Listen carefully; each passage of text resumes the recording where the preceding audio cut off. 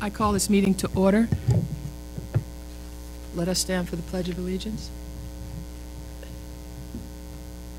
I pledge allegiance to the flag of the United States of America and to the republic for which it stands, one nation, under God, indivisible, with liberty and justice for all.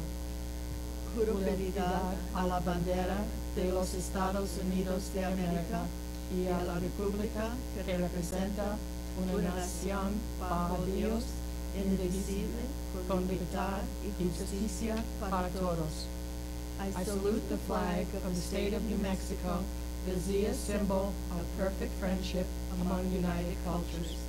Saludo la bandera del Estado de Nuevo México, el símbolo de amistad perfecta entre culturas unidas.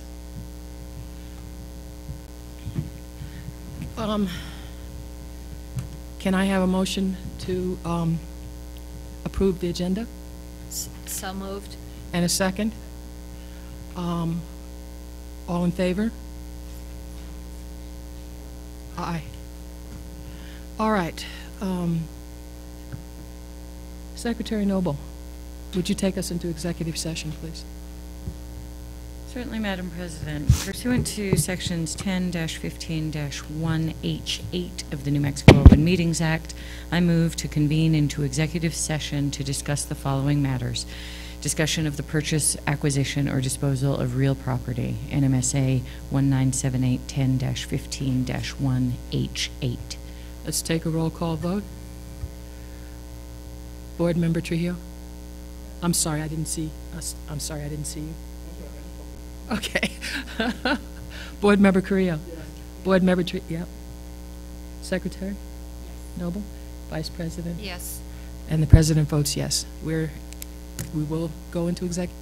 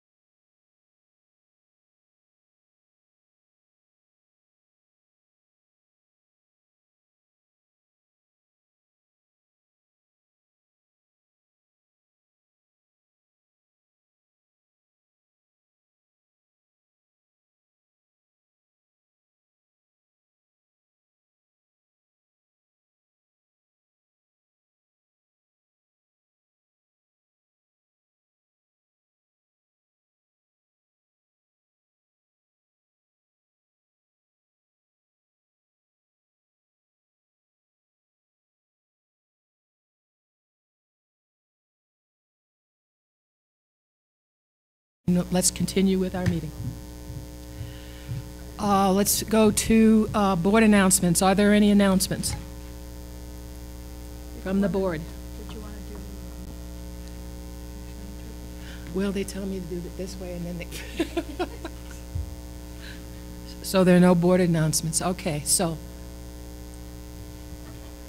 Good evening, Superintendent, board members, audience. My name is Alma Bejar, and I will be doing the translation services in Spanish.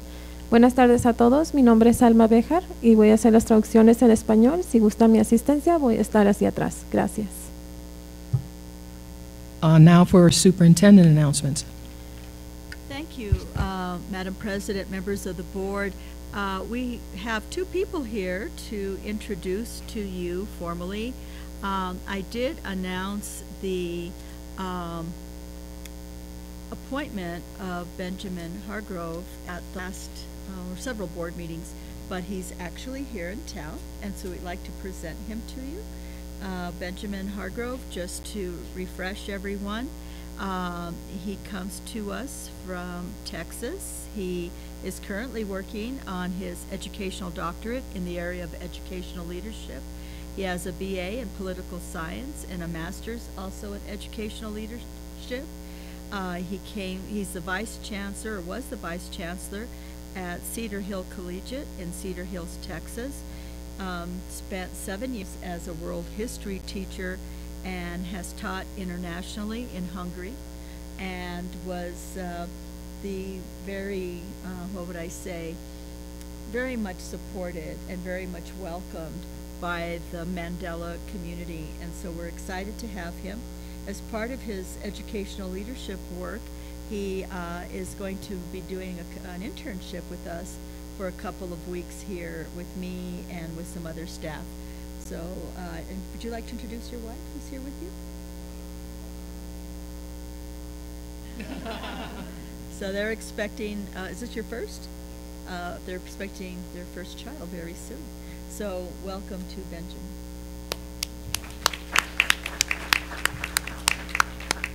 And the second is hot off the press.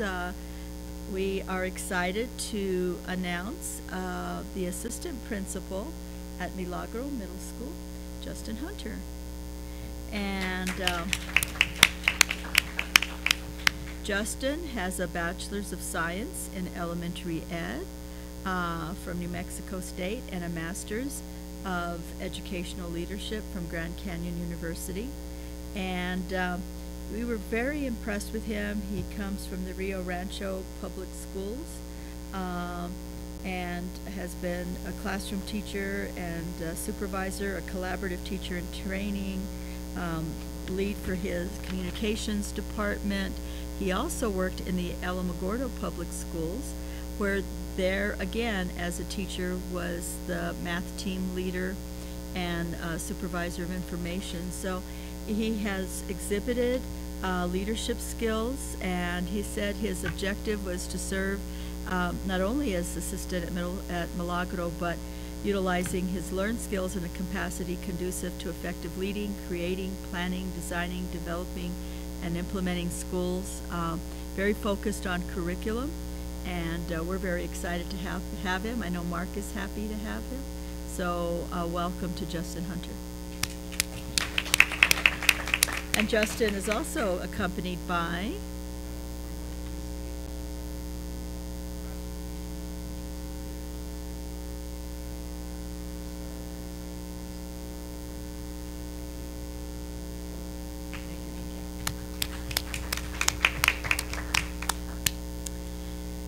I have four short announcements. K3 Plus, just to keep everybody up to speed, we are offering it at Aspen, Cesar Chavez, Chaparral, El Camino Real, Gonzalez, Kearney, Nino Otero, Ramirez, Thomas, and Sweeney. 25-day program, June 21st through July 27th. The seats available were approximately 915. Do we still have some spaces, Ms. Raper? So they just need to go to the website and to look at the schools and contact the schools. There was some use of Title I money. that we were able to use to assist us with assistance at Aspen and Chaparral due to the fact that we closed programs at Tesuque, Nava, and EJ. And then, of course, we have the K-6 summer school at Salazar, thanks to the support of the Santa Fe Community Foundation. I think we've talked about it ad nauseum, but just wanted to let you know that's up and running. The Santa Fe Community Foundation, I think it's on, is this on the agenda? No, just what I had to say here. I thought maybe there was the actual acceptance of the money. The Data Sharing Collaborative, I think we talked about it last time, but just in case there were any other questions about it, the $20,000 was our contribution, but it's an aligning all the data initiative efforts with the Birth to Career with those 3 partners. And then we just want to make sure that parents and families are aware that Hands-On Heritage Summer Program is the 5-week program exploring the environments, history, and cultures of northern New Mexico. Learning takes place through project-based hands-on activity, field trips to museums, pueblos, farms, parks. It started on the 19th, but I know there's still space in that program. It's the last thing I heard, so people are interested to please follow up. Breakfast and lunch are provided to all participating students. The fee is variable, $20 to $40 per week. So I just was told to give a plug for that. For the El Camino program, Edmund Gorman, 690-8509.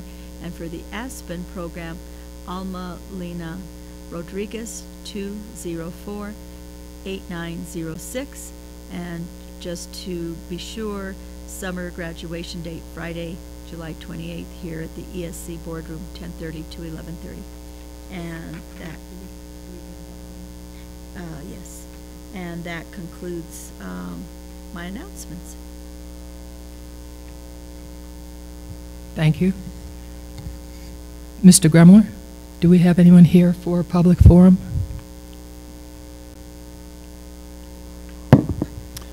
Good evening, President Price, Superintendent Garcia, members of the board. Yes, we do. We have 3, and I'll read the public forum ground rules first. Please listen and speak with respect. No uncivil conduct will be permitted. Please do not discuss any specific student who is not your own. No sharing of time. Self-monitor and observe the 3-minute time limit. I'll give you a 30-second warning when your time is almost up. Public commentary and dialogue is allowed only during the public forum, not throughout the meeting. Please search for answers on common ground. You may speak on any topic, whether it's on the agenda or not. Your input will be taken into consideration. And please be advised that the board may discuss your issue during the meeting, but by law, the board cannot take action on items that are not on the agenda.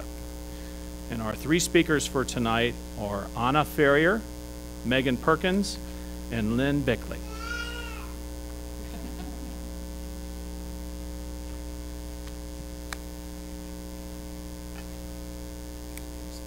Good evening, all.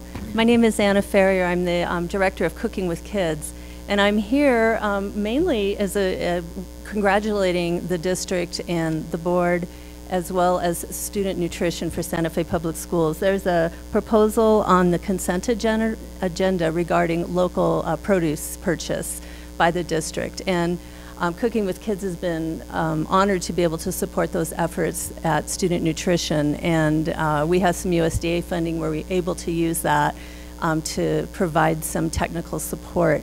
This is a really big deal, and I hope you all know that. There are very few districts in the state, and you could even say in the United States, that have this sort of visionary pedal to the metal approach to getting local food into the mouths of our kids. And you know, of course, at Cooking with Kids, we're very interested in that, and I just want to say congratulations. I know Student Nutrition has worked very hard on creating a procurement and bidding system that allows local farmers. There will be 18 farmers who have submitted bids, and will allow for 40 different varieties of local fruits and veggies in our cafeteria. So this is something we should be very proud of, and I want to congratulate you all on what I'm assuming will be an approved proposal. So thank you so much. And excuse me leaving early because I think I'm going to slip out after that. So thank you. Good work. Thank you. Hi, good evening. My name is Megan Perkins. This is Jake. One of the things that really struck me during the debate over whether to close EJ and Nava were the continued comments from the board about how no one came to board meetings or was involved at all in the district process unless there was sort of a threat to close their school. And I myself am guilty in that regard. One day last year I went out to lunch with the now former PTA president at Gonzales, and we talked and we talked and we talked. And by the time we were done, I had written pages and pages of notes and ideas. Just that hour conversation, sort of learning what works at their school, learning what doesn't work, often commiserating. You know, it really brought out a whole bunch of ideas for me to use at EJ. So when I believe it was you, Board Member Noble, talked about getting people together to really, you know, look at the district, plan for the district's future, and stay involved in the process, my wheels started turning.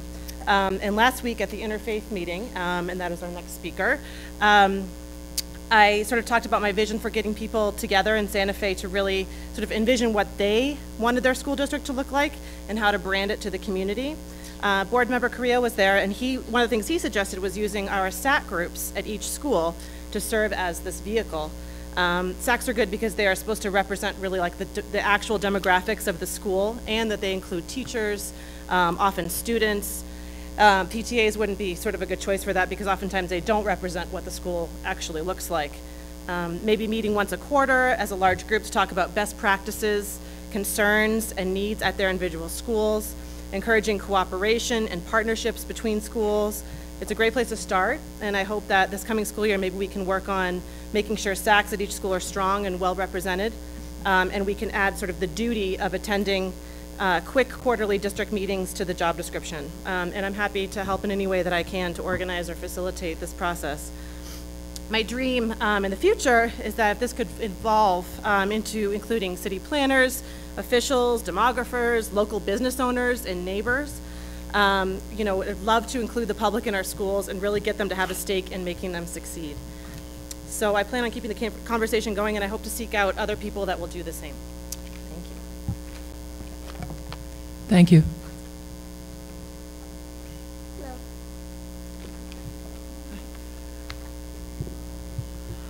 Honored Superintendent President Price and honored board members, I'm Lynn Bickley. I'm co-leader of the Interfaith Coalition for Public Education.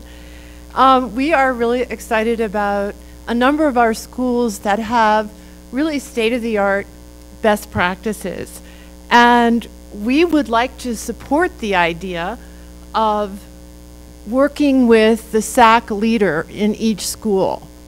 And we would like to request that you share the list of the SAC leaders and that we move to a timeline for a quarterly conjoint meeting. We think the SAC is a great vehicle because it does include all stakeholders, including community members, which would be people in our coalition. So we see this as a really exciting vehicle for having more community participation and really working on some broad strategies to engage our parents so that every parent is an advocate for their own child to do the very best possible in our public schools. We also, secondly, on behalf of the coalition, we'd like to request, if possible, that the board discussion category be moved to follow the public forum. We have remarked that we come up, you know, the community comes up and speaks for 3 minutes. Often the board discussion is pretty late at night and a lot of people just can't stay. So we wondered if there's any possibility for moving the board discussion item to following the public forum so we can hear what your thoughts are, because we know that we have 3 minutes and then we sort of disappear, so we're not always sure what happened. So we want to thank you so much for everything you're doing for all of our kids in Santa Fe Public Schools, and We think you're a great school board, and we really look forward to moving this act into a position where we can have a stronger partnership with our parents, with our school leaders, and with you. Thank you very much. Thank you. Let's move on to union update.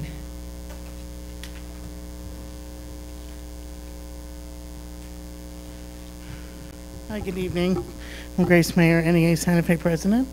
Randy Mondragon, Vice President, NEA Santa Fe. We have a couple announcements and review that we'd like to go over. We've reached agreement, as you will know, with the district in bargaining for our membership, and our membership has ratified these changes for the 2017 through the 2020 contract. I want to just introduce our team. They're not quite here, but, well, Randy's here. Myself, Randy, Dwayne Shields, who is our bargaining chair, our elected bargaining chair for NEA Santa Fe, Jonathan Leibowitz, who is NEA New Mexico's UNISERV, and Lori Longeroux, who's our counsel, who is recently retired from Santa Fe Public Schools, from Santa Fe High School.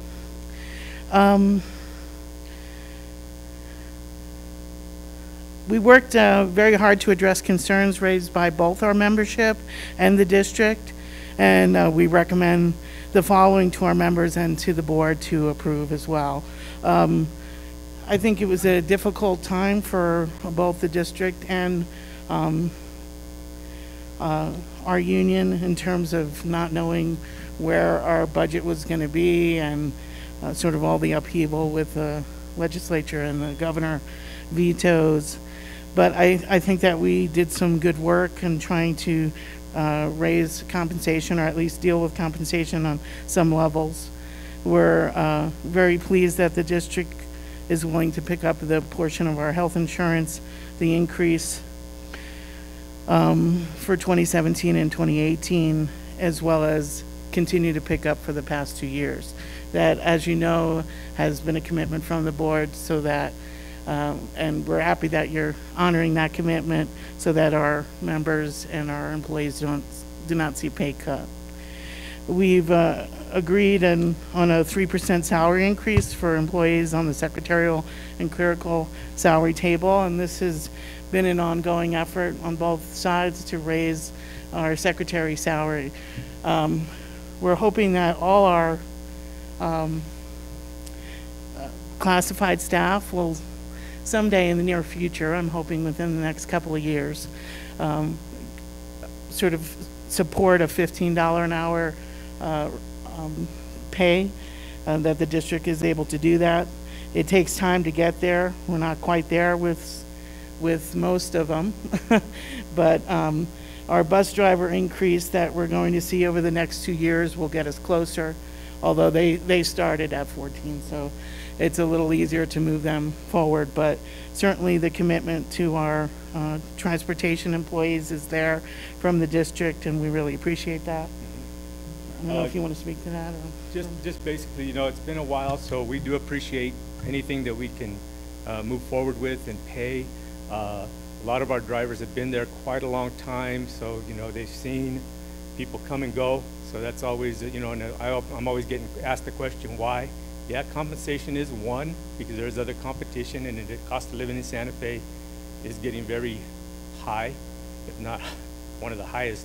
But, you know, it's just morale. I mean, once they see that they're appreciated, they're going to say, wow, you know, thank you. Thank you to the school board, and thank you to the superintendent that we could get this and move forward. So it's a plus, so thank you. There's various other MOUs through transportation that I believe your district bargaining chair will probably give you more details to, or have.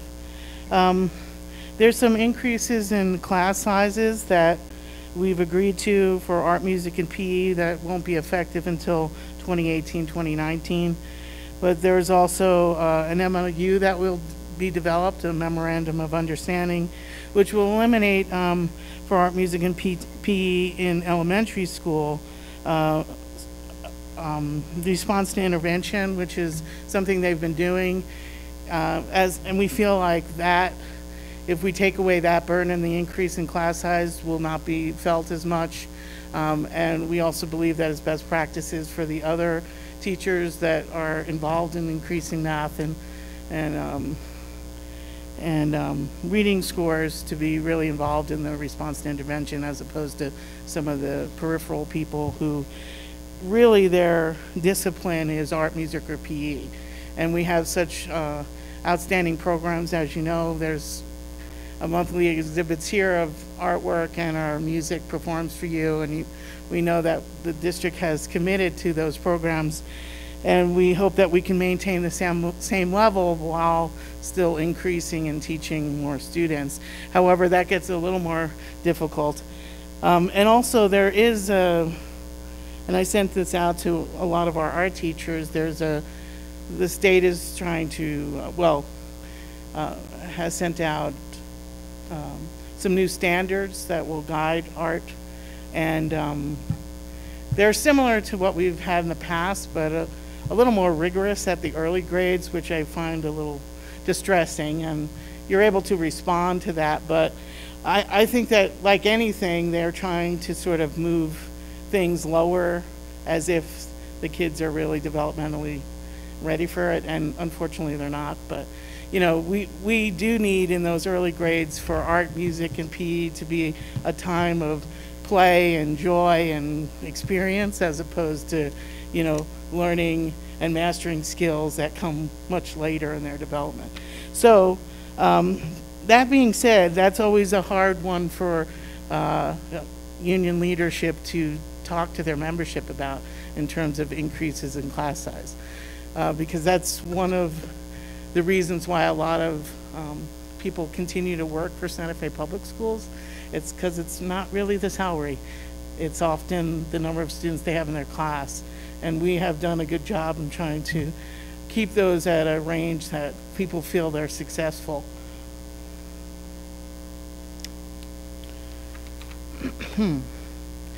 We worked on the employee discipline article and added language to clarify progressive discipline process and NEA representation.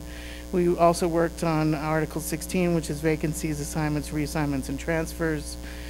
We have agreed verbally and in conversation to streamline the transfer process to make it easier for current employees to apply for internal transfers.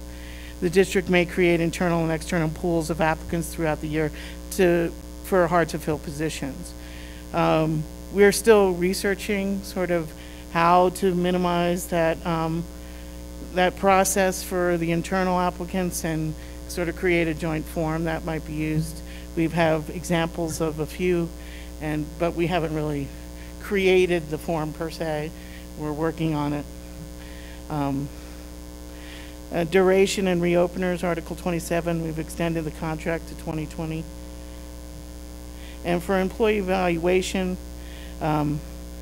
we've developed and defined a standard PGP, or professional growth plan, for teachers with a specific time frame, and possible peer mentorships assigned to them by the Office of Teaching and Learning, which you'll probably hear more from Ms. Sink about.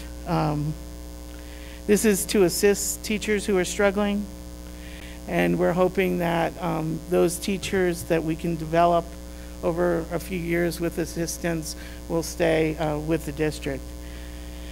I wanted to mention that we are really committed to sort of looking at a salary comparison for our teachers on this end, and we brought it up in bargaining, and I'm bringing it up to the superintendent several times, and we'll meet this week and I'll show her some information. We talked about Albuquerque Public Schools and Powake, and they're receiving anywhere from $300 to $1,500 more in terms of the pay scale in the first 10 years. And so we're kind of at a place where I think that we really need to redo our pay tables. We've been asking and we've been attempting to do that for several years. Our pay tables do not reflect any steps in experience really, other than like $1 or some in education in the lanes, maybe $30, until you get to about 15 or 20 years. And so we really have to make an effort to fix those tables because we've been pushing them down. And right now they're kind of useless. And so at least we have some sense of the surrounding districts and what they're doing. And in order to remain competitive, we really need to at least get to the minimum of where they are, so that we don't have people that, you know, certainly make an effort to come up here and work. You know, some of them live in Rio Rancho because they can't afford to live here. But if they can make more money and they live cheaper in Albuquerque and they have 3 times the jobs, it's going to be harder to draw them up here. And I've talked to a few people who just resigned this year that have said that they were new to teaching and they're just kind of over the not just the travel, but the expense that's associated with it and the possibility that they could actually make a little more money. So it doesn't work out for them. And so we need to look at that seriously because we have many of our staff that that live in Rio Rancho or, you know, various other, Pecos even, and that will go to Milwaukee or certainly Albuquerque has a lot more jobs than Milwaukee, but it's something to look at, and I hope to study it with the superintendent and keep the board posted on that progress. And that's our update. Okay. Thank you. Moving on, we come up to consent.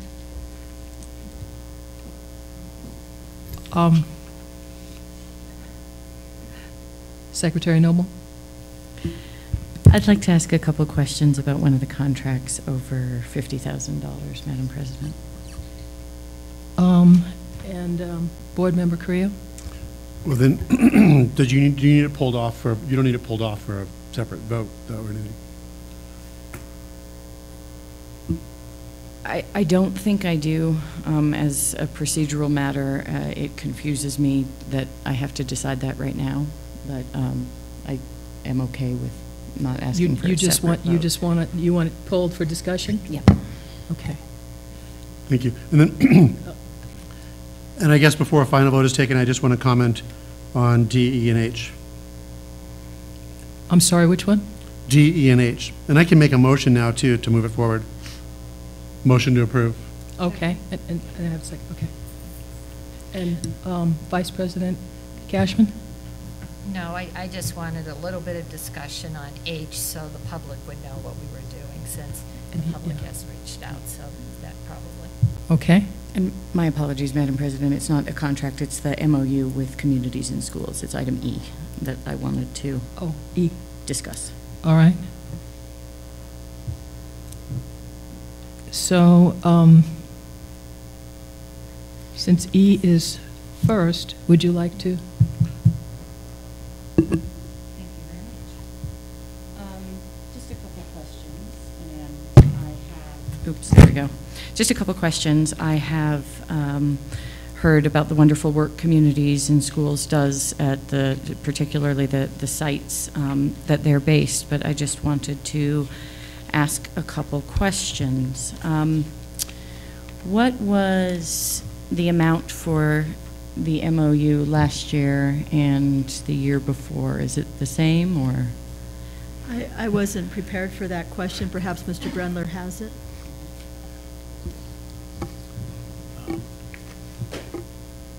Yes, President Price, Secretary Noble. The contract for the last couple years has been $230,000. So there was a small change this year for $200,000 that supports 8 schools. Mm-hmm. And I believe those 8 schools are listed in the MOU. They are, thank you. Why the decrease?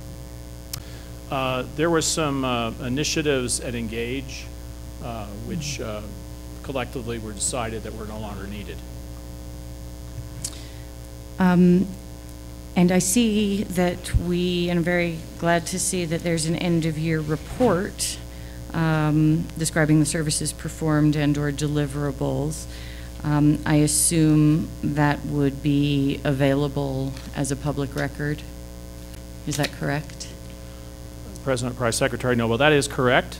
And the executive director has asked for just a little bit of time to provide an overview of that report in an upcoming meeting when we collect back after the summer month of July.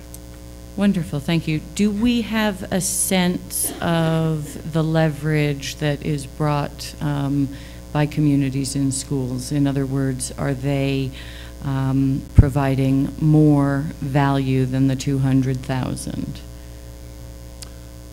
Yes, you want me to take that one? I can do it, or Carl can do it.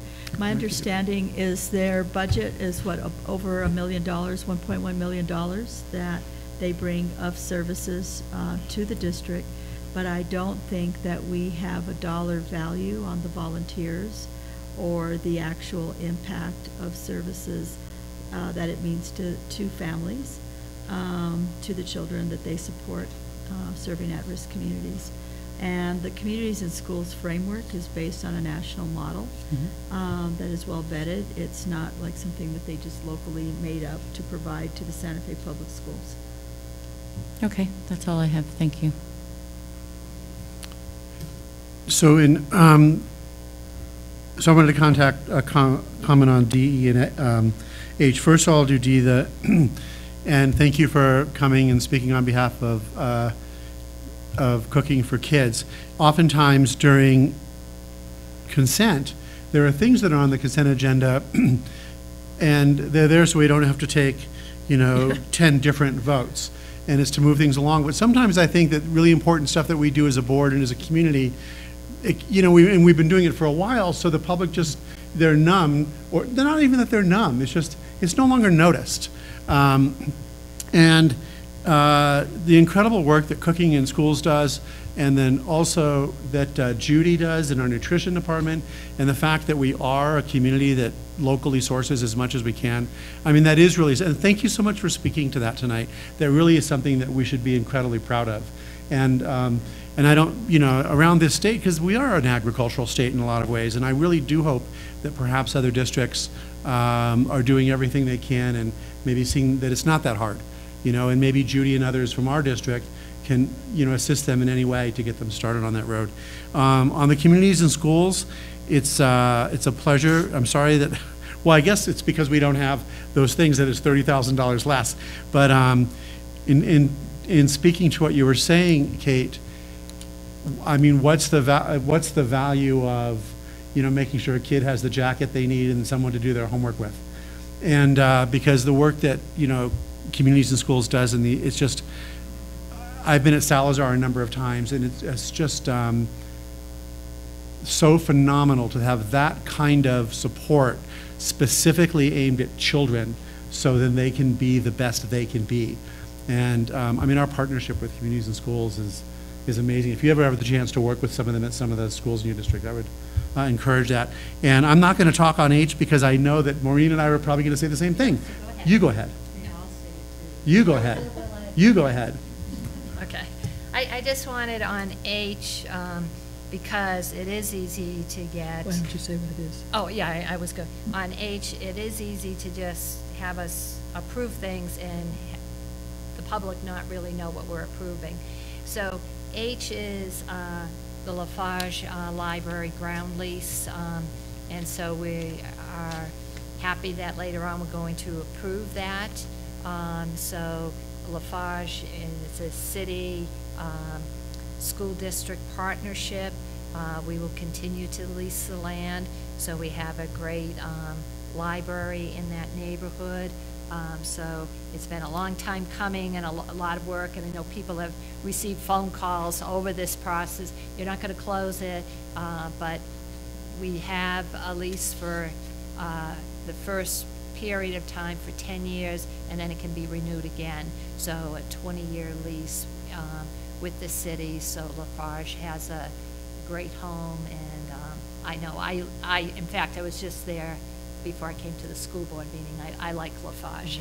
And so it's a great little library, and it provides, and it's incredible for our middle school and our high school, and we've got an elementary school, so right near there where kids, I always see the kids, especially from the middle school and the high schools are using it. So I just wanted to say we're going to approve that tonight, and just so people that may not be here and are just looking and say, what does that mean? The lease will continue.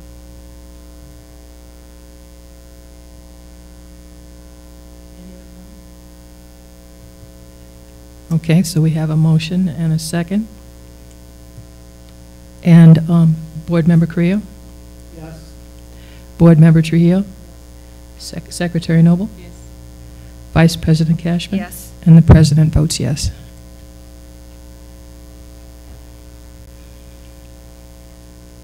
We move on to Board's update and follow-up. Do we have anything? Yeah, Secretary Noble. Thank you, Madam President. I just want to say thanks to the superintendent for getting the information of the K3 Plus program on the website, and also say that I've had a number of texts as the program's starting tomorrow, and at least in the program my son's in, there hasn't been much communication so about what is happening, and so everybody's going back and forth. There are lots of texts saying what's happening. So anyway, I hope that we can improve the communication about that. It's an incredible program. It's of great value to many families in the community, and I know that it has been, and I did make some calls, and I know that it's been per school site, but the information has not been easy to find. So is it, because I know that we did our best to post the date it starts, the time that it starts, the schools to contact, the schools to register. Are they wanting information like, do they need school supplies, or like what kinds of information are they not getting? So to help us see what needs to be better communicated. School supplies, if there's a dress code, if there's an actual start time, or if it's just straight up 8 o'clock. So I think the start time was posted. As 8 o'clock, yeah. And everybody is saying, oh, I think we need to get there a little bit before, that sort of thing. I believe at one point there was encouragement to put sunscreen on kids, you know, other sort of best practices when taking a child for the day. Making it clear that lunch is provided, which I believe it is, as opposed to whether you have to bring a lunch. And I think that was on the website too. I'll double check. I believe it was, yeah. Yeah, so it seems like mainly it's about school supplies, dress code, and sunscreen, possibly. And time, and also what activities they should be prepared for, you know, just there's. So, you know, okay, all right, we'll see if we can put out something more comprehensive next year. Moving on to superintendent update and follow-up. Thank you, Madam President. Just want to get this thought down here. So this is not by any means finished. I just wanted to provide a little bit of follow-up. And it says a study. It's not a study. It's really a very kind of broad literature review that staff pulled together on the elimination of the D grade. Do you have that in your packets? Some of you do, you don't? So I'll make sure that we get that to you. You know, it seems like in some school districts it has been successful in improving GPAs, setting a higher standard academically. In other places, increase the failure rate from 5% to 18% in the first year. But the school didn't abandon the policy, and they evaluated the system's failures, and with adjustments and 4 years in, the school boasted lower failure rates and a 13% gain in middle school and a 10% gain in high school on standardized test scores. So that was the Eminence Kentucky School District. So look, at the beginning, people really took a dive, and then it got better. Los Angeles Unified, already a no D district like M&S Kentucky, is now proposing doing away with the C grade. And there were additional pros and cons in which to deliberate came from districts considering an elimination of the D. Raised standards were seen positively as a way to bolster scholarship and job opportunities, and negatively as damaging to the fabric of the educational safety already in place. You know, it seemed to affect those, like for kids who maybe needed their GPA for athletics. And so I think it can have pluses and minuses. It seems like it can affect GPAs. In the first few years, more mass failures might be too challenging for learning disabled students, but it seems like it does raise the expectation. So, you know, we can bring it back for, you know, if we can do more study, if this is something that the board's interested in, perhaps there could be a motion at some point if you want us to follow, or it's just sort of interest, you know, where the whole board is at. Mr. Creo has his hand up. So I don't, the idea of eliminating the C, I think, you know, that's a little bit ridiculous, frankly.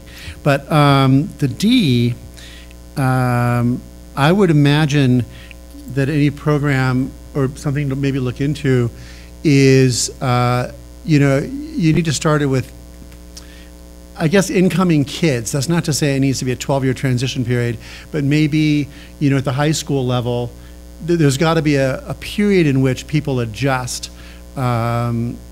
And then I think first off, and then the main thing is, I would imagine they weren't sure in some cases what kind of supports they needed.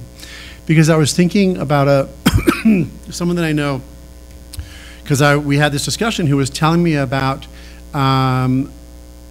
his child, and that had it not been for the D, I mean, this kid may not have graduated, because this young man, you know, would have had just an F on his grade, had to take it over in summer, wouldn't have graduated with his class, and you know how calamitous that would have been. So the D, while it brought down the GPA, it was still enabled the young man to graduate. However, as I think about that, and I'm glad that was there, but it's like any time we have an expectation of anyone in any job ever, right? If you're in a position of leadership or authority, if you're going to expect this result, you've got to give somebody the tools to get that result, right? Otherwise, you're just setting everybody up for failure. So if we did away with the D, and I was thinking about this today, that maybe as you started to see a student decline, or a teacher would see a student decline in a subject or something, there would be an immediate intervention. And maybe that intervention was, you know, after school mentorship. Maybe if the kid's on a sports team, and I think they should be doing this anyway, where they have different, you know, people are doing very well in one subject and mentoring kids that are struggling in another, so they can maintain their GPA to play sports. But I mean, really having a coordinated mentoring program where kids are helping one another, so that we don't have to worry about anybody having a D. Because if somebody starts sliding below that 2.5, 2.2, 2.1, uh-oh, you know, all of a sudden we know we've got to get involved in this kid passing Algebra 2, or whatever it might be. And in that way, so long as the supports are there, but if we were to embark on something like that without the supports being there, I just think we're setting ourselves, and worse, we're setting the kids up for failure, and that's not fair. But I like the idea of the raised bar, you know? And thanks for looking into all that. I hope we look into it further and further, and do a deep dive, and maybe this is something that we find, you know, in 2019 that we're going to embark on, because we have enough information, maybe we even have money, imagine that, so that we could have the supports that we need. Yeah, I think it might be good to have a study session on this sometime in the future, but I do agree with Board Member Carrillo. You know, D is not really helping our kids. It's not showing that they've mastered the material, and especially in high school, you know. So maybe it's not completely eliminating D's, but for sure in high school, we're not doing these kids any favor by letting them have D's on their transcripts. So maybe a more comprehensive look at the problem might be good. And I'd definitely like to see how Los Angeles did that, because, you know, that affects many, many kids. And so obviously they've got something in place that is working for not only their students, their teachers, and the public. And so, you know, and again, I agree, the more we can raise the bar, as long as we give the tools to reach going over the bar. My one concern I have is that the C will become the new D. And that has to be addressed also. Okay, thank you. Presentation. Thank you, Madam President, members of the board. This is a follow-up to the 2017-2018 budget that you approved, and this is a follow-up. The larger focus is in the operating budget and primarily the SCG, you know, in terms of funding. We're not going to get a great detail into federal capital, all of that. We've done that. I think most of the interest in where the cuts were made and what was the final that you approved in terms of FTE and so on was in the operational budget. So with that said, I'm going to ask our Chief Financial and Governmental Relations Officer, Carl Grindler, to start the presentation. Well, thank you, Superintendent, President Price, members of the board, colleagues and audience. This update will focus on the areas where we had talked about following up and providing you some more information. Whoops, wrong side.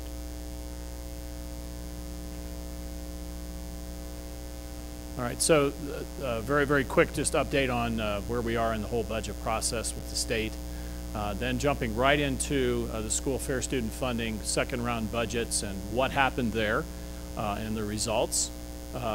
Just a brief overview again to remind us of the Department of Reorganization and updates.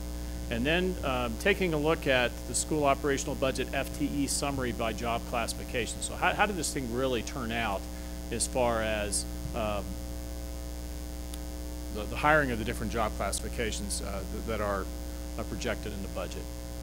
Whoops, I keep doing that. And then taking a look at the operational budget roll-up by function. This is always interesting because you'll get a sense of where the money goes as far as the the instructional side, the support sides, the administration side, and then there's other parts of the operational budget, particularly this year with the subsidies that we have to evaluate. And then it's also interesting to take a look at general funds, special revenue funds, again, which are food service and all the grants, and capital as a portion of the full budget and where our people are in that whole process. So we'll touch on that to kind of round out our understanding of staffing for the different funds. Then we'll address concerns for a few minutes, and there's a number of things that have come up on these concerns that came up in the preparation for the lawsuit. I understand they came up in some measure on the board retreat, the recent board retreat, and they're concerns that we all have and we need to keep in the forefront in moving forward because budget and strategy never really ends. Then next steps and some board questions. So process updates, we filed the budget package on June 1st. If anybody wants to see that package, we certainly can make it available. There's more detail than you would probably want to move through, but it's all there. And I think you'll see as we move through this that as things ended up with our revenue being very similar, our SCG plus our other revenue being very similar to what we had this year, but the budget doesn't actually look that much different than last year. That's no great surprise since we budgeted a break-even budget last year and this year, but you'll see the shifts that I think, and my colleague Ms. Sink certainly believes, as does the superintendent and the rest of our staff, will make a difference in our schools. So we look forward to sharing that. The reviews and PED approval, there's no technical review scheduled. Our colleagues at APS went through about a 3-hour review on program and budget, And up till last year, we had done that every year, but the last 2 years, we haven't had one scheduled. President Price remembers because she's been to some of them. So that's it for process updates. So just to remind ourselves of what we ended up doing this year in order to be able to cover the increases in expenditures that we saw, we came up with a portfolio of savings in the budget. And this will lead right into fair student funding in a second. But the administrative savings, we're looking for a contribution there. The special education student reduction, about $300,000 there. The high school alternative program consolidation, which we're working on, many people are working on right now, is about $500,000 in contribution. And we all remember from school fair student funding budgets that we came up with 0.6. So, as we look at what we did when we met with the principals for a second round, Ms. Sink and I met, and we met with every principal for approximately 15 minutes or so, and just chatted about where they were and what they saw as their concerns, what their SAC saw as their most desired adds back, and we were able to address the issues brought before us. And they all made sense, and Ms. Sink talked about the changes this year and how we were using our Title I funds to better support schools and what they're going to be able to afford. So we left those meetings with a higher level of clarity and a higher level of support. So these are the things that we addressed. This shouldn't be a surprise because we've talked about this. We eliminated all but I think one combo class in the district at Tasuke, which we just couldn't find a way to do. Art, music, PE, and drama, FTE, slight increases to be able to provide balance in the school and also balance for hiring full-time staff that would be allocated to different schools on a percentage of FT basis, like band in many elementary schools, almost all of them is a 0.2. So you need to be able to have 5 of those in combination to make it work type thing. Many schools are choosing technology teachers. They're making space for that, and they're seeing an increased demand for that in addition to the support they get from digital learning coaches. Interventionists was very critical. So the strategy was that every school would have access to interventionists. So if they could afford them through the Title I allocation, that was the funding source. If they couldn't, because some of our schools have either no Title I funding or very limited Title I funding, that was then, we made room for that in the operational budget. Then in counselors, nurses, and health aides, I think it'll warm your hearts to know that our principals and our school communities have a demand for counselors, nurses, and health aides. And I think that you'll see as everything ends up that we actually were able to increase, albeit ever so slightly, that FTE support on our schools. And in some schools, we need to increase the materials and supplies, but most schools were in pretty good shape. So you remember that the other portions of the strategy support and alignment, and when we looked at that 3.1 million, 0.6 of which was in the schools, 1.6 we added back. We added 0.2 for adoption of a K-3 reading textbook for all elementary schools, which is called Foundations, which will provide alignment and has a experienced on our educational leadership a higher rate of success in being able to support students learn how to read and support a common professional development through our instructional coaches, which will be district level trained to be able to support the teachers in the schools. And that's that bullet right there. So Ms. Sink is creating a cadre of instructional coaches, some of our finest, providing high levels of training so we can have common support throughout the district, which is a different strategy than we've used in the past. Vice President Cashman. So if we're going to a new instructional textbook for K-3, are we going to be giving those teachers some professional development before the school year starts, or are we going to wait until we're a couple of weeks in and everybody really doesn't know what's going on, because it's really important that they understand what's.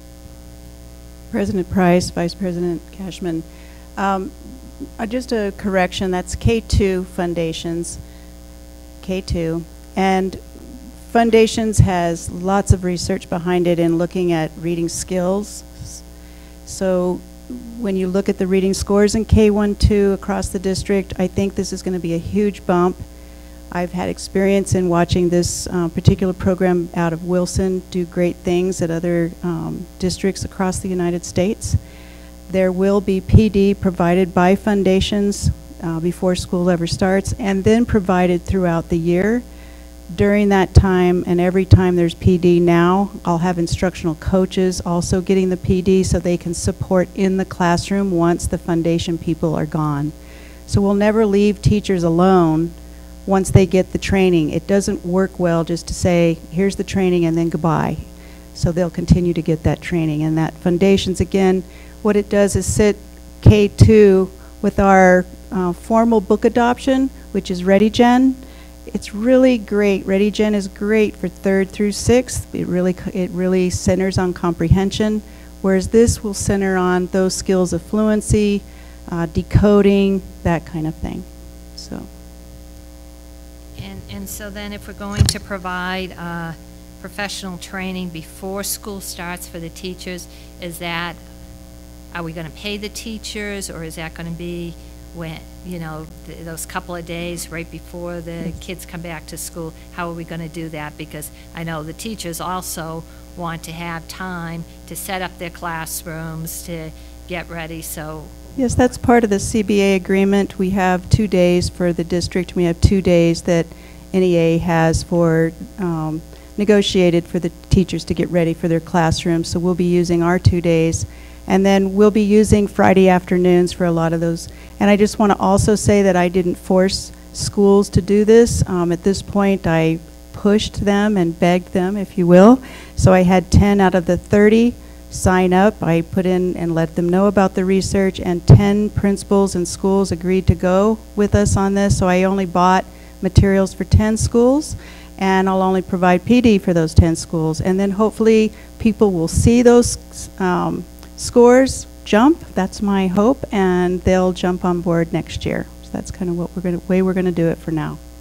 Okay, so you answered my follow-on question, because I thought the amount was pretty low to be providing to all of our schools. Correct. Okay.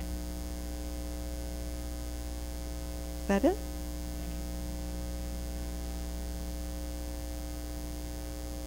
Thank you. And another big part is the professional development. Now, in my time here, pretty much 9 years, I don't remember ever having professional development funds in the operational budget.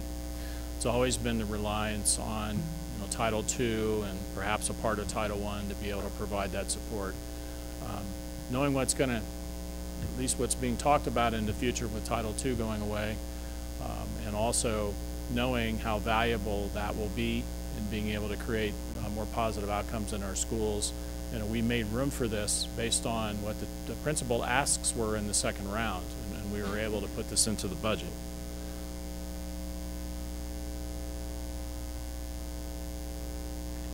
All right, so just touching on department reorganization and updates. Every other part of what we were, you know, looking to save is on track, is in progress. It takes quite a bit of work, particularly on the consolidation of the programs, to be able to complete that. And as the superintendent has shared, the reorganization is nearing completion, and there's still a bit of work to do, but you know, that certainly looks to be there in this whole process. And special education department has done a tremendous amount of ongoing work the last 2 budget cycles to be able to understand what expenditures are important to be able to support IEPs, what supports are necessary for the schools, and to be able to align that to our best advantage to increase the services for our students at the same time, align them with our resources. And of course, there are some declining student pieces of this, which is a large portion of the special education budget savings for this coming year.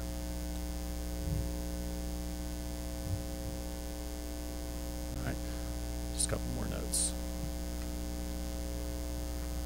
All right, so let's take just a little bit of time to understand in the operational budget roll-up how it actually worked out by school job classification and by function. So again, this is just the operational budget. But we all know this is the majority of the funding for the operations of our schools. So what you'll see there is in teachers instruction, that is a combination of job classifications which reflect 1 through 12, which reflect kindergarten, reflect technical teachers, bilingual teachers, that whole piece of it. So it's this whole body of instruction. So a small decrease there. Again, we have 30 schools. So this is you know, what would that be? 18. It'd be, you know, almost approximately half an FTE a school on average. And then teachers in special education, pretty much the same. You know, the actual numbers which are in this estimate, there were certainly teachers that we had out there that we couldn't find. That's very likely going to happen again next year unless there's a change in the availability of special education teachers. But that's what we came up with in the budget, which was just under $20 million for next year in special education. Same thing is true with EAs and instruction. That came out to, just coincidentally, came out to the same as we have now on the asks from the schools. And then the EAs for special education based on the IEPs projected for next year was 123. Then the next three categories you can see some interesting dynamics. You know, based on the counselors that we have in place, there's an increase of 4 registered nurses, an increase of 5 health assistants from 10 to 12. Now in the registered nurses, we actually had to contract for 4 this year. So that really reflects a much smaller increase in the actual capability in our schools, but that would be from 16 to 17. So the principals and the SACs, again, really valued that, and Sue O'Brien, the director of wellness, and our lead nurse are very happy to see those trends in the schools and the recognition of the needs and the asks and our ability to support those requests. Ancillary services almost the same. Library, media specialists and assistants, an increase there, and there's of course some partial FTE around the district in the smaller schools. Principals almost the same, school secretaries almost the same. So you're seeing a total staffing in the school being very similar, you know, to what it was this year. So that would not have been the case if we had looked at this before, you know, adding back that 1.6. And we take the comparison, so there will be a drop, but to come down from the 19% to 17%, that's what I'm looking for next year. It will take some time to kind of actually see the bodies with students coming in. I don't know if that really makes a lot of sense, but as far as identifying through the district, through the evaluation process, there are 50% less, which is a huge, huge progress. But comparing it to the 40th day number from last year, it is lower, but not as much as we'd like to see. So I hope that answers. Vice President Cashman?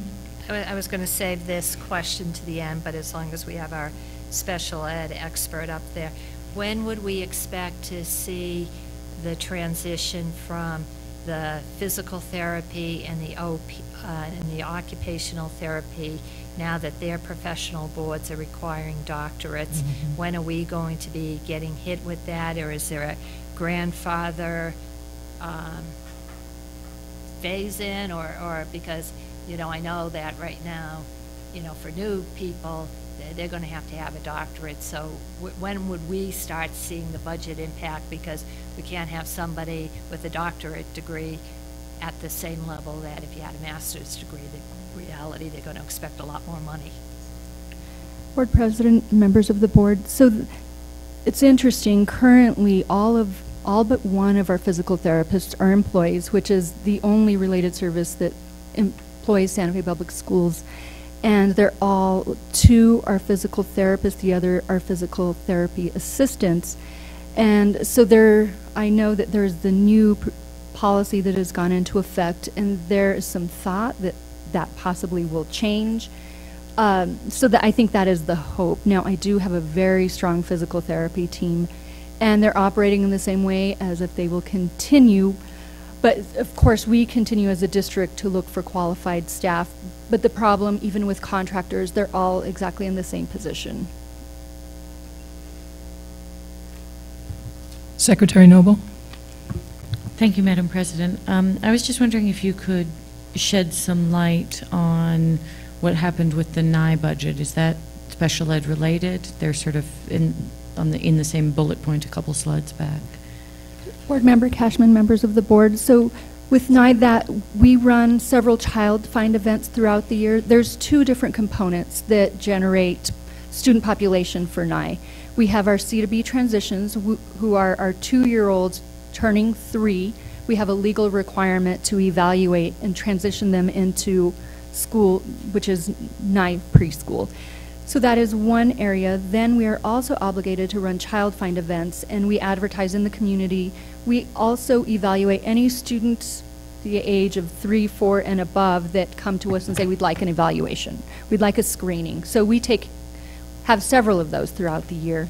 So this year we have a new evaluation team, and it's actually very comprehensive. I attended all the community events. I didn't participate in the actual evaluation, but just helped kind of man the front. And the students that are qualifying, we've actually reduced the number of students qualifying by 50% there as well. I think one of the main reasons is there's more students in school. Now we have New Mexico pre-K, so students are in a New Mexico pre-K, where I think before students weren't given the chance to be in a school environment. And so I think that's part of the impact. So we have less students in 3-year-old NIE preschool that are eligible, so we've reduced the number of classes that we need there. I think the other impact is having New Mexico pre-K. Currently, we do fund NIE typical peers for 3-year-olds through operational, but for example, Rio Rancho or other school districts only fund those students through New Mexico pre-K funds, and 3-year-olds, they do a little different. So I've transitioned typical peers over into Mexico pre-K programs, so we have 2 programs now at NIE, so that we've been able to adjust some funding there. So that's how we've reduced the budget at NIE, not necessarily by bodies. This year, for example, we had 2 teachers that retired, so we're not filling those 2 positions. Does that answer your question? I think so. What was the question again? Where the reduction at NIE was. So it's 2 FTE, is that basically it? Yes. And the children really are not having less services? I heard fewer numbers of kids. So I think that's the answer. Is that more direct? Thank you. You know, one of the things that strikes me about this, and just sort of reflecting back, and I want to work with Ms. Meyer, you know, about regarding as we look at what can we do about salaries, and it's all about policy decisions and priorities. When I testified on the sufficiency lawsuit, one of the things that was very evident as we looked at comparisons, and comparisons were showed to me across the state, is one of the things that we enjoy compared to, and I know it's averages, and I know a lot of classes are larger than what the numbers are, but just apples to apples comparisons with other districts, our PTR is much lower. And, you know, and I got grilled on that quite a pupil-teacher ratio.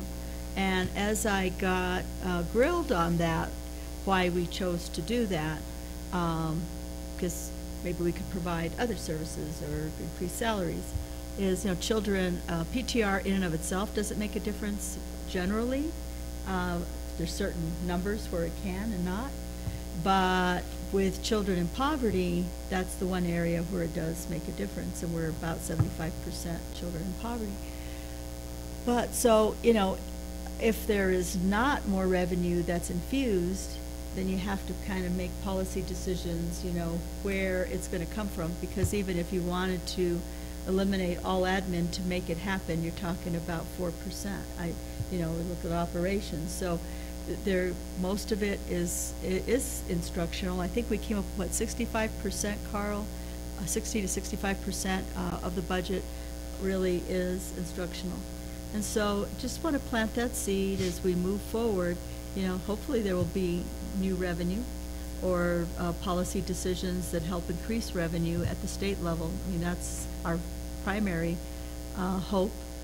but it comes to making policy decisions, you know, I'm open to working with our bargaining units and see what your priorities are, but just wanted to point that out. Thank you. Thank you, Mike. All right, so this is the operational budget roll-up by function, and underneath each function number is what it is. So this is how it's reported to PED, and when we roll up the budget, this is the significant level of detail for every object code, more or less in the whole budget for all of these functions. And so we see in instruction that, you know, the FTE total for this function is a little higher than just for schools, because there's some other classes in there. And you look down the whole thing, then you're going to see pretty minor differences in the way things are, little coding differences and that type of thing from year to year in the budget. But if you look at the totals are pretty much the same for the district, and there's about 16 less FTE in total in the operational budget.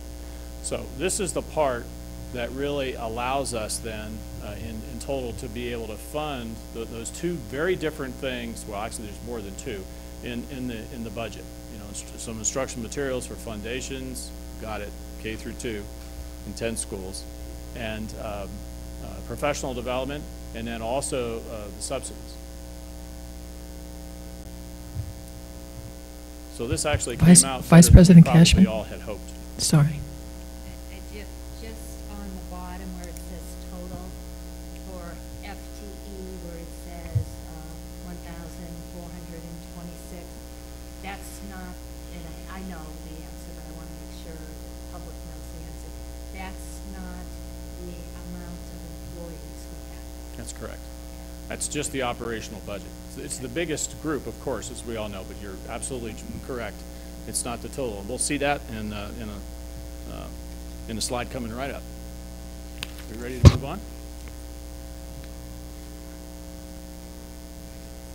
Okay, so to address Vice President Cashman's question, here it is with general fund, which we're becoming familiar with. That's the operational budget, transportation, instructional materials, all those funds from the state. Special revenue fund, which is student nutrition, which is funded by the federal government, and plus federal, state, and local grants. And then the capital fund, which is our mill levy funds, HB 33 and SB 9, educational technology note, and our general obligation bond. So the interesting part of this, if you're looking just to the numbers, really, but the kind of instructional part of this is the FTE part. But in the way we have to report the capital fund, we report the cash carryover for the current year plus the budget for the next year. So we really have 2 years, you know, of capital expenditures in that number for the capital fund. Also for grants, we haven't received award letters for a lot of our grants. So that's why that number is lower. So when you compare things from year to year, there are always these idiosyncrasies, you know, that you have to understand in how the actual reporting roll-up is required by the Public Education Department. Sorry, if I may, Madam President. I can't remember if we're going to hit this in this presentation or not, but we did have the reductions, and then also we did get the negative award letter that we didn't get Reads to Lead as well. Board Member Carrillo. The negative letter that reads to lead, we're looking into further, I imagine, why we got 0 and Deming got $500,000. We will follow up and ask for clarification. However, I think the LESC is going to be looking at Reads to Lead as well. Is that correct, Board Member Trujillo? When we finished with some pretty extensive conversation about K3+,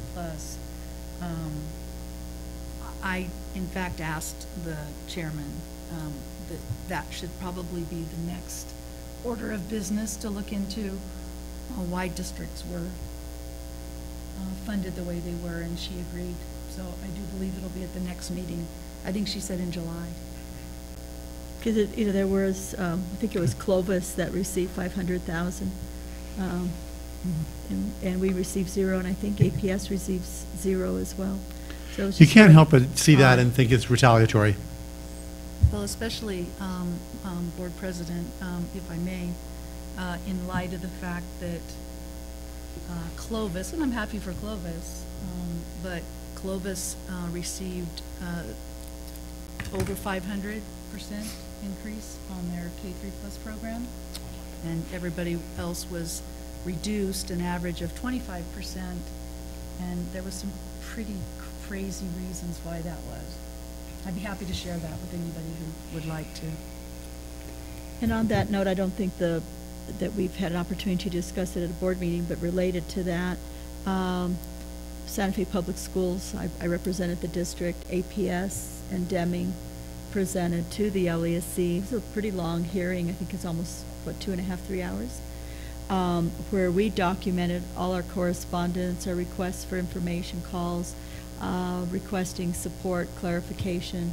We did receive a letter, I think it was June 13th. So, I think the legislature, or those sitting on the LESC committee, got a very clear picture of how this program is being administered, So there are deadlines that were missed. Our notification, I believe, was supposed to be April 15th.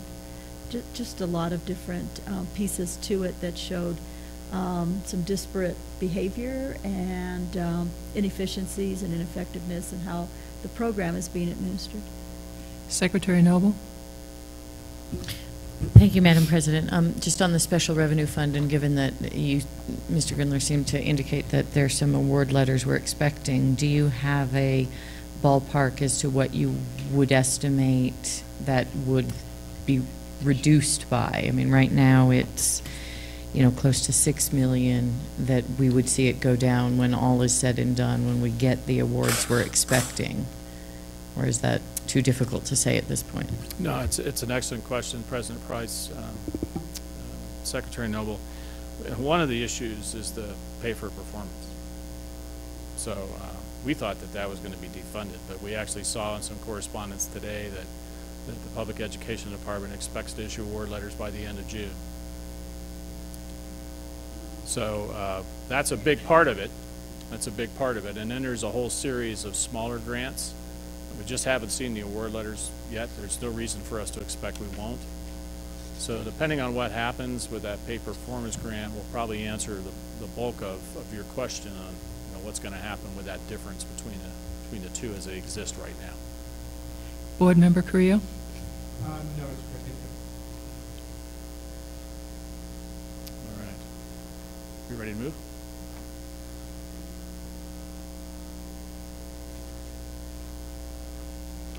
Well, there's always concerns in every budget. We've all had them, at least for the last several budgets that we've done, because of funding and concerns and uncertainty and all of that. And the state cash reserves and volatile revenue forecast is one of them.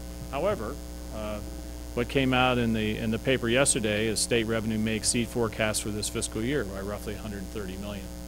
But later on, there was caution that if this actually comes about, it's going to go into building reserves rather than being allocated to budgets next year. So we'll have to see how that goes, and we're all watching that as closely as we can. Then the other part of it is our limited ability to adjust. Due to our low cash balance, which is per board policy, this year we would project it to go up with a flat budget neutral revenue and expense budget, by the third tranche of the agreement for the sale of Connie to about 4.4 million. So we're still under, and we've got decisions to make on that as we move through the year. But what would we do if we had a reduction? I guess that's the question I wrestle with. I'm not sure I would have an answer at this moment. I'm sure we would come up with something, but it would be very difficult for us because we don't have much of a support system in that cash budget. And the employee commitments that we're making now, we're making those commitments across the district. Mr. Frescus and his staff and Human Resources, are urgently working, with all of the budget work that we've done, to understand, you know, the movements around the district, those who are leaving us, those who want to come to us in order to make all this work, but we make commitments to those people. So the combination of those two gives us limited ability to adjust if we actually experience something in the final unit value in January, which is lower than what we would expect. The third is something which is has come to us in spades in recent month or so, and perhaps even in the last week, and I think the superintendent can expound on this a bit. But this ongoing reduction in federal and state grants, when you actually look at the numbers and you track what's taking place, unlike what the public education department in the state was projecting, is pretty alarming. So this is something we just need to be aware of, and I think that our consciousness at all levels is expanding on what this might mean to us. Superintendent, do you want to comment on that more? Well, I think we are going, I'm sorry, Madam President. On that next slide, this, I don't know if you, did you wind up putting it on as a screenshot? We could talk about it then? Yeah, it's a separate file. Okay, so should we wait for that? Maybe we should wait for that and bring it up at the end. Yeah, so then I can give you a little more detail, if that's okay. Thank you, Carl. You bet. All right, and then the planning for 18, 19, and beyond. And this whole concept of, it's probably more true now than it's ever been, that, you know, the budget process just never ends. The refinement and the development of new strategy, it just never ends in this environment with all these things happening, kind of moving into a perfect storm of funding for public education. So the continued exploration of cost-saving measures is critical should what we are being told happen at the U.S. Department of Education. And if we continue to experience some level of uncertainty at the state based on what those needs evolve to be. So that's it for the concern slide. So I guess it's worthwhile for us, since this is the last time we probably are going to talk about this budget, to ask ourselves how did we do on the three major priorities that we set out there. And that may be easier to answer now than well, clearly 3 months ago when we began this process with lots of uncertainty. It's kind of a rhetorical question. I'm not really asking for an answer, but for us to just kind of wrestle with the fact that, you know, in my view, we did pretty darn good, you know, based on what the situation was and how challenging it was to understand, you know, what our options were and how we could accomplish, you know, those three, you know, major priorities of the board. And I think it's the sense of all of us that we took those to heart collectively and did everything we possibly could to align this district operating budget with these priorities. So I just had to throw this up here one more time. So we went here. I think we went here. Board Member Carrillo? Adventure City, right? So going back one, you don't have to physically go back one, but in terms of the how do we do, I think we did really, really well. And I think that every year it seems like our budget presentation, the information that we're given, the questions that we ask, the amount of drill down that the board does based on our knowledge, and the, I don't know if it's willingness or just there's more of an ease of the way the information then is given to us. Because now I'm into year 7, and I mean, I just think it's getting better every year. And you know, and that's you and Richard and all of your staff people and Chris, everyone at this table over here. It's just, it's better every year. And then, you know, we had the president of NEA, Ms. Mayer, was speaking earlier about employee compensation. And, you know, maybe it's going to be time to update the competitive wage study. And, I mean, I think, you know, most of those numbers still hold true. But I'm happy we're able to do for secretaries what we're able to do this year and for bus drivers. And I brought up, and I'm sure it'll come up later, around nutrition and EAs. Just to kind of, you know, eke out anything we can. So I'm glad that when this came to us that there were these small increases because we didn't really see this necessarily, you know, a month or 6 weeks ago. And so I think we did great. And on the Adventure City piece, as I understand it from people, not just the person sitting to my right, but people that I've known from years that work at the Roundhouse, who know I'm never talking about them when I disparage the legislature. Our snow day had a really big effect on what happened in the Roundhouse. When you had 2,000 people outside, you know, coming in support of public schools and our staff, it was a big deal. And so I think our superintendent and staff and our board in taking this risk deserves a great deal of credit for putting public school funding front and center and for keeping it front and center and showing the rest of the state that direct action, even if you upset people, it's okay. It's how you move. It's how you move forward in this world. So I think we did great. What he said. Okay, great. All right, next steps. This is a 30-second slide at best.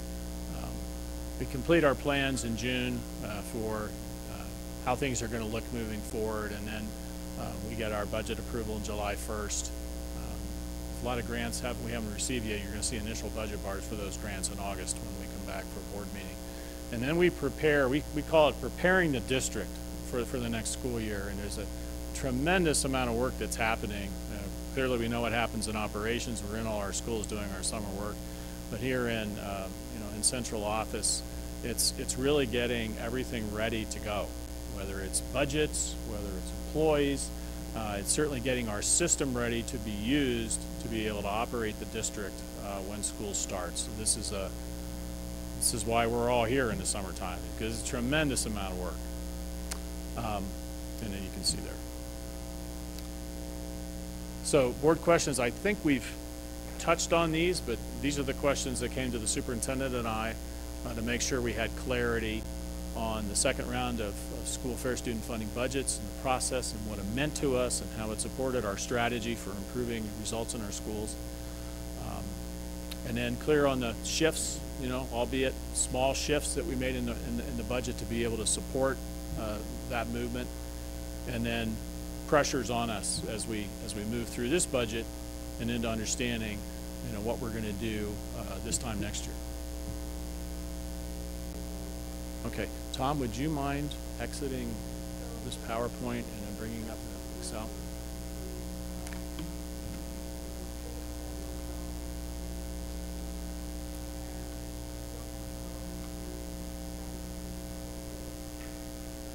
This on. Madam President, members of the board, what I was saying is that while Carl is getting up the second file up, the board have a handout, and you'll be seeing this soon. And I don't want to go through this budget, but I think what is clear here, you'll see in the first section going all the way across our federal grants, Title I, IDA, Education for the Homeless, 21st Century, Title III, Title II, Carl Perkins, and then state grants. And if you look at the estimates for 2017, 2018, we look at federal grants, what we're estimating is about a 28% decrease. And that's going to mean along the line either less professional development or less services to kids. It creates a strain. It may mean FTEs, right? Because most of these budgets are tied up in people. Where you see and Carl, you purposely didn't fill in the 2017, 2018 of what we know on the state grants, correct? Just the bottom line? That's correct. So that $3 million is just an estimate, but it's probably a pretty good one. Yeah. So, as we continue to get this information, we'll update you. But, overall, we can see that this is really going to have an impact on us. And if you notice, we put the incentive pay separate. And this is an important piece because when the defense which is the state, on the sufficiency lawsuit, was trying to make a point that, look, you have $6 million extra dollars that is coming to your district for between federal and state grants. And my point is, those are supposed to be supplemental. That is not the bread and butter of what we can depend on to support our schools. But if you look at the total of the incentive pay that is not direct services to kids, I mean, then we're talking about $2 million, and that $2 million being reduced. So, you know, I think we just have to look at the whole context, and that's why I really like this slide or this handout, because it gives you a good sense when we think we're swimming in the dough and federal and state grants. If you break it up, it's not all that we think it is. We appreciate the support, but again, it's supplemental. And I think that's just the whole point, and that the numbers, you know, the signals that we're seeing out of Washington is that we're going to continue to see these reduced. And it's a concern to all of us, particularly those of us that are in poor states and in school districts that serve high numbers of people in poverty. Vice President Cashman. On the line that talks about breakfast for elementary students that we get from the state, now that we have a law, I think it's a law that passed the legislature, that, you know, kids are entitled to eat, and we can't be sending out, you know, stamps on their hand, tell your parents, bring money for your food accounts. Have we got strategies in place that we're going to, I mean, that's quite a bit of money to have to make up. Are we thinking about some strategies if that continues for this coming year, how we're going to handle that? You know, I don't know specifically that thank you for bringing it to our attention. I know we haven't discussed it at the cabinet level. That doesn't mean that Christy and Carl haven't had conversations about it. I will note it here on my notes, and we will come back to you with that. You know, I mean, that's well, the whole point of where does the strategies come from? We have a couple of choices, and that is, I'm sorry, this is like, I felt like this was glued to the table. All that noise. I was trying to move the microphone closer. Sorry, listening audience. You have a couple of choices, right? That's why we have a cash balance, which is shrinking. Or we look to grants, or, you know, to our community. And so, because there really isn't any place else to cut. And so this is important. Nutrition to our children is important, for our children is important. And, but we'll talk about it at cabinet. But I mean, off the top of my head, you know, there's only so many places you can go to for revenue. And this may be some sort of plea that we make to the community in terms of a fundraiser or something if we get to that place. But it's sad that you have to go to that point, right, to be able to find money. Maybe the legislature, I don't know. Ms. Price. Board Member Trujillo. Thank you. I'm sorry, I was just shaking my head over these numbers. Thank you, Madam President. So the first line of defense is that you ascertain whether or not the student qualifies for free and reduced lunch and hasn't filled out the documentation. We're talking about breakfast. I know, but it's the same thing, the meals But the program. breakfast has to come, right, Christy? She was talking about the state. I thought that Maureen Cashman, Vice President Cashman, was talking about the allocation from the state for breakfast in the schools. I don't think it's isn't provided at the same rate as the free and reduced lunches. It's a separate allocation, and it's coming from operational. So is it? It's not based. Something that's. It's not a, what do you call it, an entitlement? Reimbursable. It's not an entitlement. So the law only covers. There's only a certain amount of money in the allocation that's Okay. distributed to the school. So it's not an entitlement like the free and reduced lunch from the USDA. So the law is entitled to cover reimbursable meals. The federal? Reimbursable meals. You're talking federal, correct. Reimbursable But the meals. state is not the same. It's like an operational allocation. but the law applies to reimbursable meals. And so. Which law? The no hunger. Oh, I mean, how Is that we what you're treat talking children, yes, and we will still treat children that way, but the question was, what are we going to do if the funding gets cut on the breakfast in the school program? What we were saying is, then we have to go to operation, see if we go to cash balance, try to raise money, try to write grants, because there isn't any place for us to go to for that money. At this point, that's At this correct. point in time, yeah. That's correct. Thank you. And I do want to, if I may, and add on, when we were talking about looking at the salaries, one of the things that we also found is that, and we have so many priorities and work we have to do, but, and I don't know, I want to work with NEA and our partner here as we look at salary schedules and what does that mean. But we also have some tremendous inequity in placement with principals, which is a major concern. And how do we go about addressing that? Because either some ranges are too small or people were placed in different places, so it's created inequities. So that's a concern. And then we have various places where people may have been placed inappropriately and how we fix that. So it's all kind of tied together. And so if we have to go out and ask the community to help us with funding for the breakfast, I'm hoping that maybe that line will change. I don't think it will, but if maybe we could do a GoFundMe or work with Partners in Ed, because sometimes we reach out to our own folks, but not the community. Sometimes I think we reach out to big donors, but we don't reach out to the little people that want to help and say, yeah, I can't afford, to drop down 10,000, but I certainly can afford to feed a couple of kids.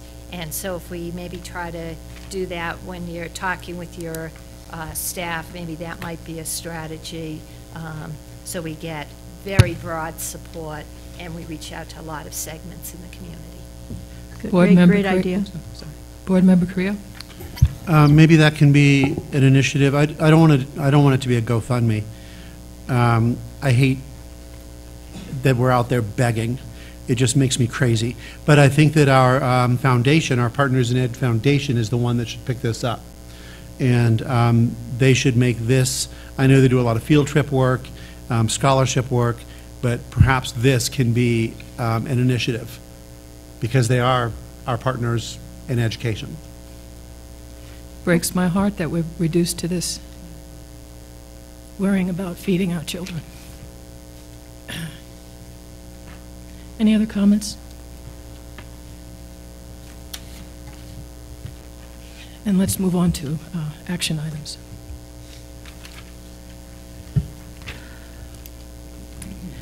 First one is board member committee representatives. How do you want us to do this? Do you want us to call out the names, or do you want us to just, if they're the same, So just say we that? broke them up for audit committee, so if you want to just say the slate of who you have, we'll just write the names down, then you vote for them, and then the same for each group? Yeah. Maybe you could just kind of go down the Yeah, row? because two different ones. One is for the board members, and, But the first one is your reps. no.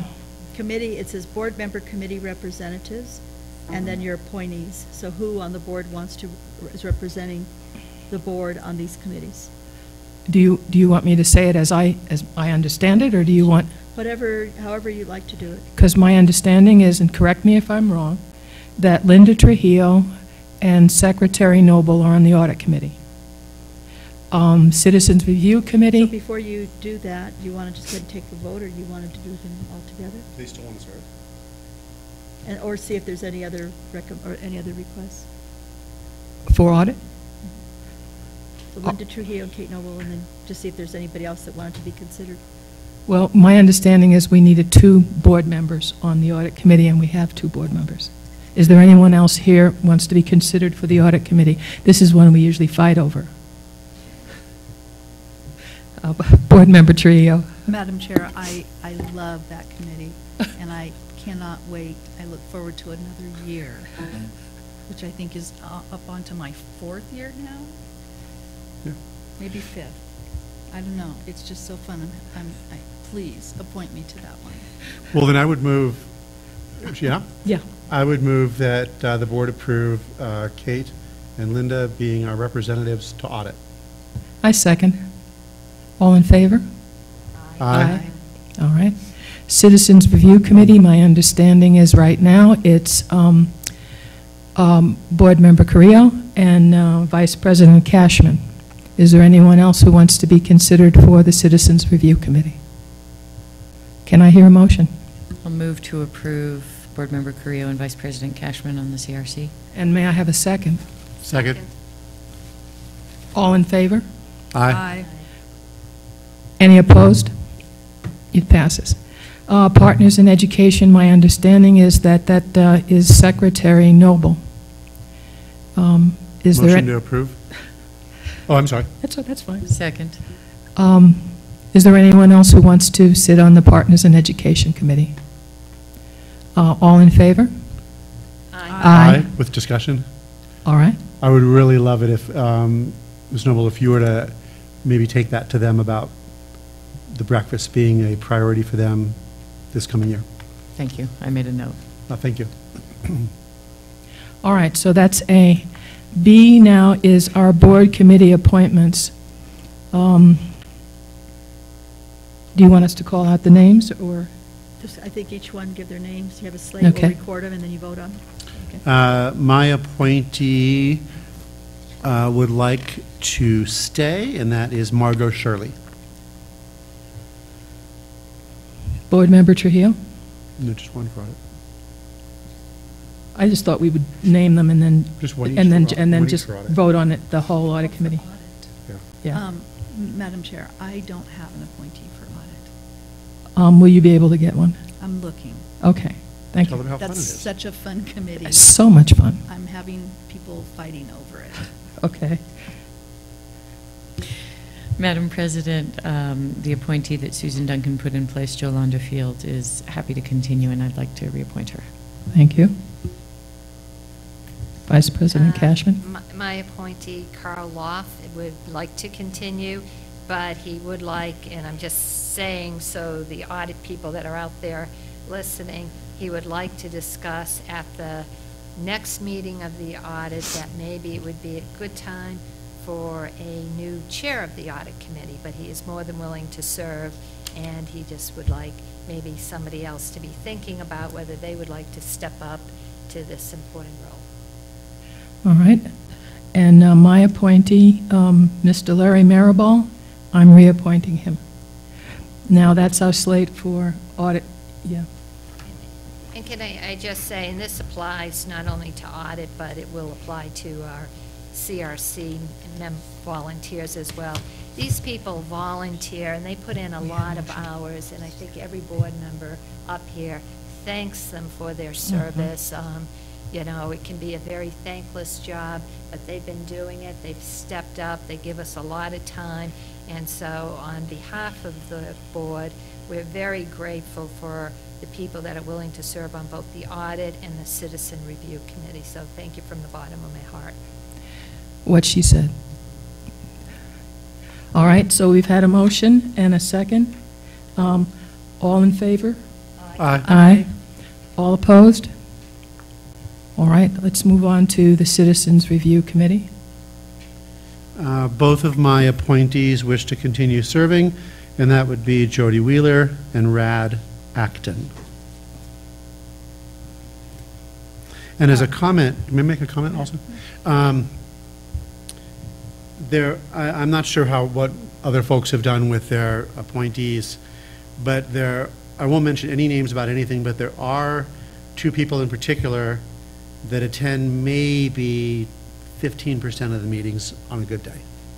And I'm just wondering if anyone here has had conversations with those appointees to see if they want to take it more seriously in the future, or perhaps find someone else to replace them. Thank you. That's all. Thanks. Board Member Trujillo.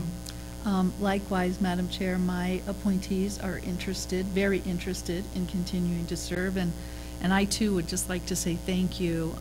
Marty Carlin is a new appointee for me, but she was very much interested in serving another year, as is Lisa Randall, who has actually been my appointee from the first year that I served on the school board. Thank you. Secretary Noble. Thank you, Madam President. I'd like to reappoint Philip Goodwin, who was appointed by Susan Duncan. And as a new appointee, I'd like to add Jamie Blosser. She is currently the Executive Director of the Santa Fe Art Institute. She is trained as an architect and has been active in community planning, and she has agreed to serve. Vice President Cashman. I want to thank both Cliff Reese and John Morrison for continuing to say that they will serve on this important committee. Thank you. And my appointees are Rudy Garcia and Charles Patrick Padilla. I've known Pat Padilla for almost 30 years, and it wasn't until I appointed him to this position that I found that his name was Charles. Anyway, those are my appointees. Okay, we've had a motion and a second. All in favor? Aye. Aye. I thought we did. No? Oh, okay. Can I have a motion? I'll move to approve all of our appointees. I'll second it. All right. All in favor? Aye. Aye. Aye. Any opposed? We have appointees.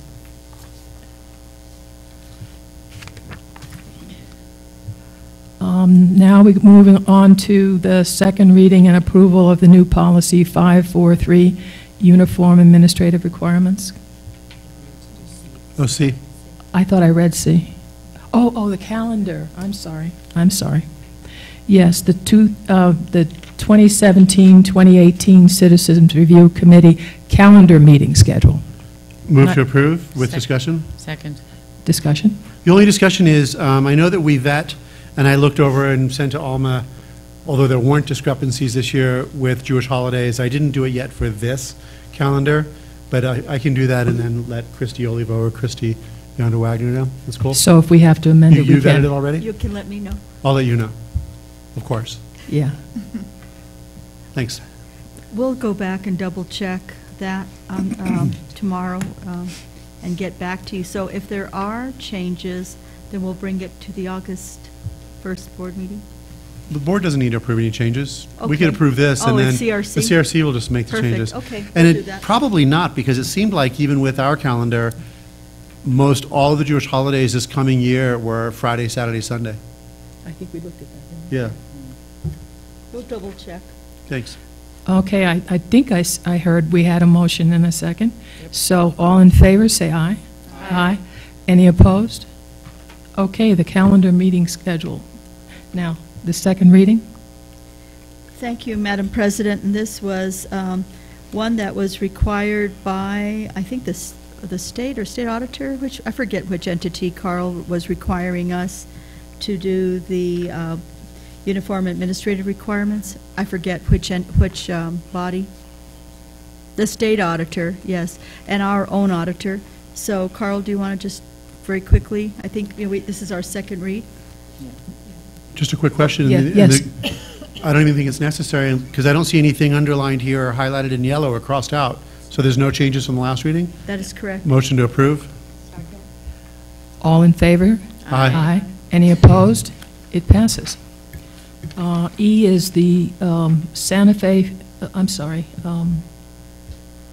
Federation of School Employees and Santa Fe Public Schools Collective Bargaining Agreement. This is a biggie. And we do need to fix that. There was, it did get fixed, correct, Grace? All right, because we had the wrong title somehow it's at New Mexico. Mhm. So that was fixed. So, no, NEAs did not get fixed. We're on the Federation of School Employees. Christy, go ahead. And David. Good evening, Board President Price, board members, Superintendent. Mr. David Holguin and I stand before you today to request your approval of the SFPS ratification of our bargained conditions. Mr. Hogan and I have been the lead negotiators on the Santa Fe Public School and the union side for, I think, over 7 years. We've negotiated many agreements, and the terms of the agreement and all the language of the agreement was revisited last year. And so, actually, for a couple of years, the union and the district have agreed to just work on the terms of the agreement and maintain the status quo around compensation. It hasn't been since 2014, I don't think, David, that we have discussed compensation. And this year we decided to make that our focus because of that. So for the 2017-2018 school year, we worked together to come up with some cost-neutral solutions to provide a slight increase in compensation, 2.5% for our employee group represented here. We're very small in number. I think that we're talking about around 65 employees represented, and Mr. Hogan can talk to you about bringing this forward to his membership for the ratification. But in total, the compensation at 2.5% for our custodial employees will cost the district around $30,000, just over, and the same for our maintenance employees through mill levy. But the cost neutral portion is due to the fact that the union has agreed that through attrition, when we lose our custodial employees this year, that are paid for out of the operational budget, we'll move those positions to our contract positions, therefore realizing the savings, applying that to this increased compensation. We predict a loss this year of maybe 2 operationally paid custodians. And then in mill levy, we're using some projections based on the revenue coming in this year from Mr. Grunler's office. We believe that we can afford the $30,000 increase roughly for the maintenance employees. So that's about 40 and 25 employees respectively. So 40 custodians, 25, this is rough, maintenance employees, and custodians and our general maintenance start at minimum wage. General maintenance is slightly above minimum wage, so we're really focusing on our lower paid employees in the district who are 12-month employees. We're looking for ways to retain, recruit. In the trades, we've had an electrician position, posted for almost a year now. We generally have our general maintenance positions posted for some time. It is very hard to recruit in these areas because in the private sector, the wage is much more competitive. So we're trying to keep a step up, keep our employees retained and working for us and improving the conditions, but also we're looking at recruitment tools in ways to incentivize folks to want to come and work for Santa Fe Public Schools in the maintenance and custodial shops. So I'll let Mr. Hogan talk to you about the ratification and give his input on the agreement. Board Member Carrillo. David, before you talk about a question for Christy. So in the cost neutral portion, is that because by moving somebody that's an employee, when that comes available to contract, that's paid out of a different fund? Right, so I'm speaking cost neutral from the operational budget, right. And we do that. So when someone retires this year or resigns, we lose someone who's paid for out of operations. We'll move that to a contract employee, which will be paid for through mill levy. And I've assessed our annual needs, and I believe that we can allow for that change. Right. I just wanted that distinction to kind of be more precise on the record in terms of how this gets done. Thanks. Hello. We had a ratification meeting last week, and I got about 90% of the vote to vote yes for this contract. So that's where we're standing at now. We think it's a good thing because it's brings up morale a little bit. Morale's really low right now, so we, that's why we got it in and voted on it and voted yes. Board Member Carrillo? First, David, I want to thank you for your years of service, not only to the district, but in this role, the leadership role you play with the union. I'm just curious, the 10% that didn't vote, that voted no, why? They weren't there that day or sick or, right, it was 100%. Oh, I see, 100% of the people that voted yes. Yeah. And then there were people got it. Right, All right, just right. yeah, I was wondering. Okay, yeah. Okay, thank you. But, yeah. Board Member Trujillo? Thank you for what you do, and thank you, Christy, for working on this. I'll have to say I'm never in favor of moving jobs to contract positions, and the reason being is that although the public sector may be more competitive, they may pay more as you get your paycheck on a monthly or weekly basis. They're certainly not providing health care, and they're not providing retirement at the rate that the state does. And that's always my challenge in moving positions. I do hear what you're saying, that it is harder to fill these positions. There may not be as many people looking for a minimum wage job. And so I get that, and I am grateful for the 2.5% increase.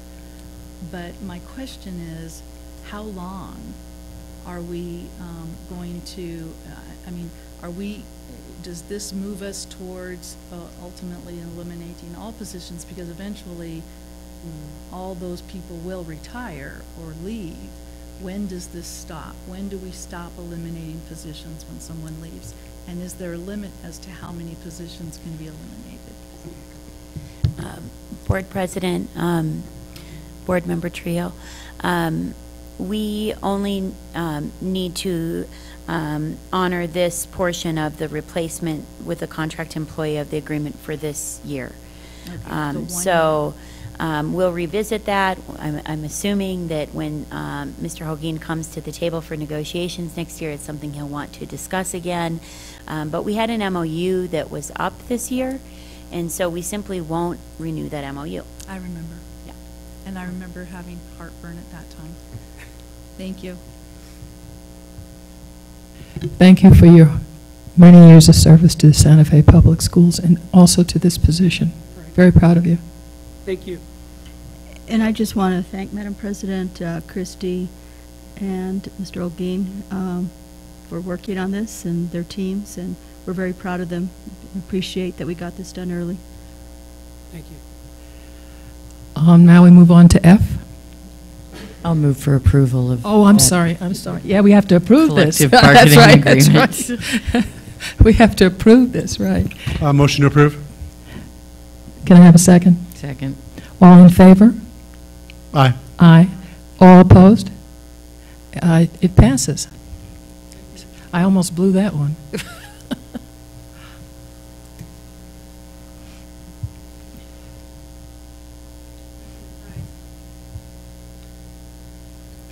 President Price, members of the board, Superintendent Garcia, I first want to say, let you know that the Santa Fe Public Schools bargaining team this year consisted of Stephen Frescas, Lisa Sullivan, Mike Lee, principal at Gonzales, and myself. I also want to say thank you to them and to all the hard work and a lot of time that they put in. Also, our superintendent, Dr. Garcia, and our CFO, Carl Grunler, were asked hundreds of questions, and I just want to thank them for always being there and putting up with many of my questions. I also would like to thank Grace Mayer, the president of NEA Santa Fe, and her team for working with us so diligently for the last few weeks. What we agreed upon, and you heard this from her as well, and so I'll go through this quickly. Unless you have questions, just stop me. We agreed upon again on the health insurance that the district agrees to pay for the premium increase. We also agreed on a 3% salary for the secretarial clerical salary pay table. 1 second, please. Board Member Carrillo. I'm just wondering, because Ms. Mayer went through all these items individually if it's necessary to do that again. And then we also went through all these items individually in board review. I mean, if y'all want to hear it all again, that's totally cool with me, but. Don't need to. So the public's already heard it too, yeah. Is it okay, would you entertain my making a motion to approve? Yes, please. Motion to approve. Second. Well, Thank you, Linda, but I wish it's like. I appreciate it. That was my third. And then I want to, before the vote, just say I want to thank President Grace Mayer for her years of service, because you've always stepped up. And you too, Randy, the two of you always step up. So thank you for your years of service on behalf of our employees. And if you just want to let us, I'm curious as to just who else was on your team, on the union team.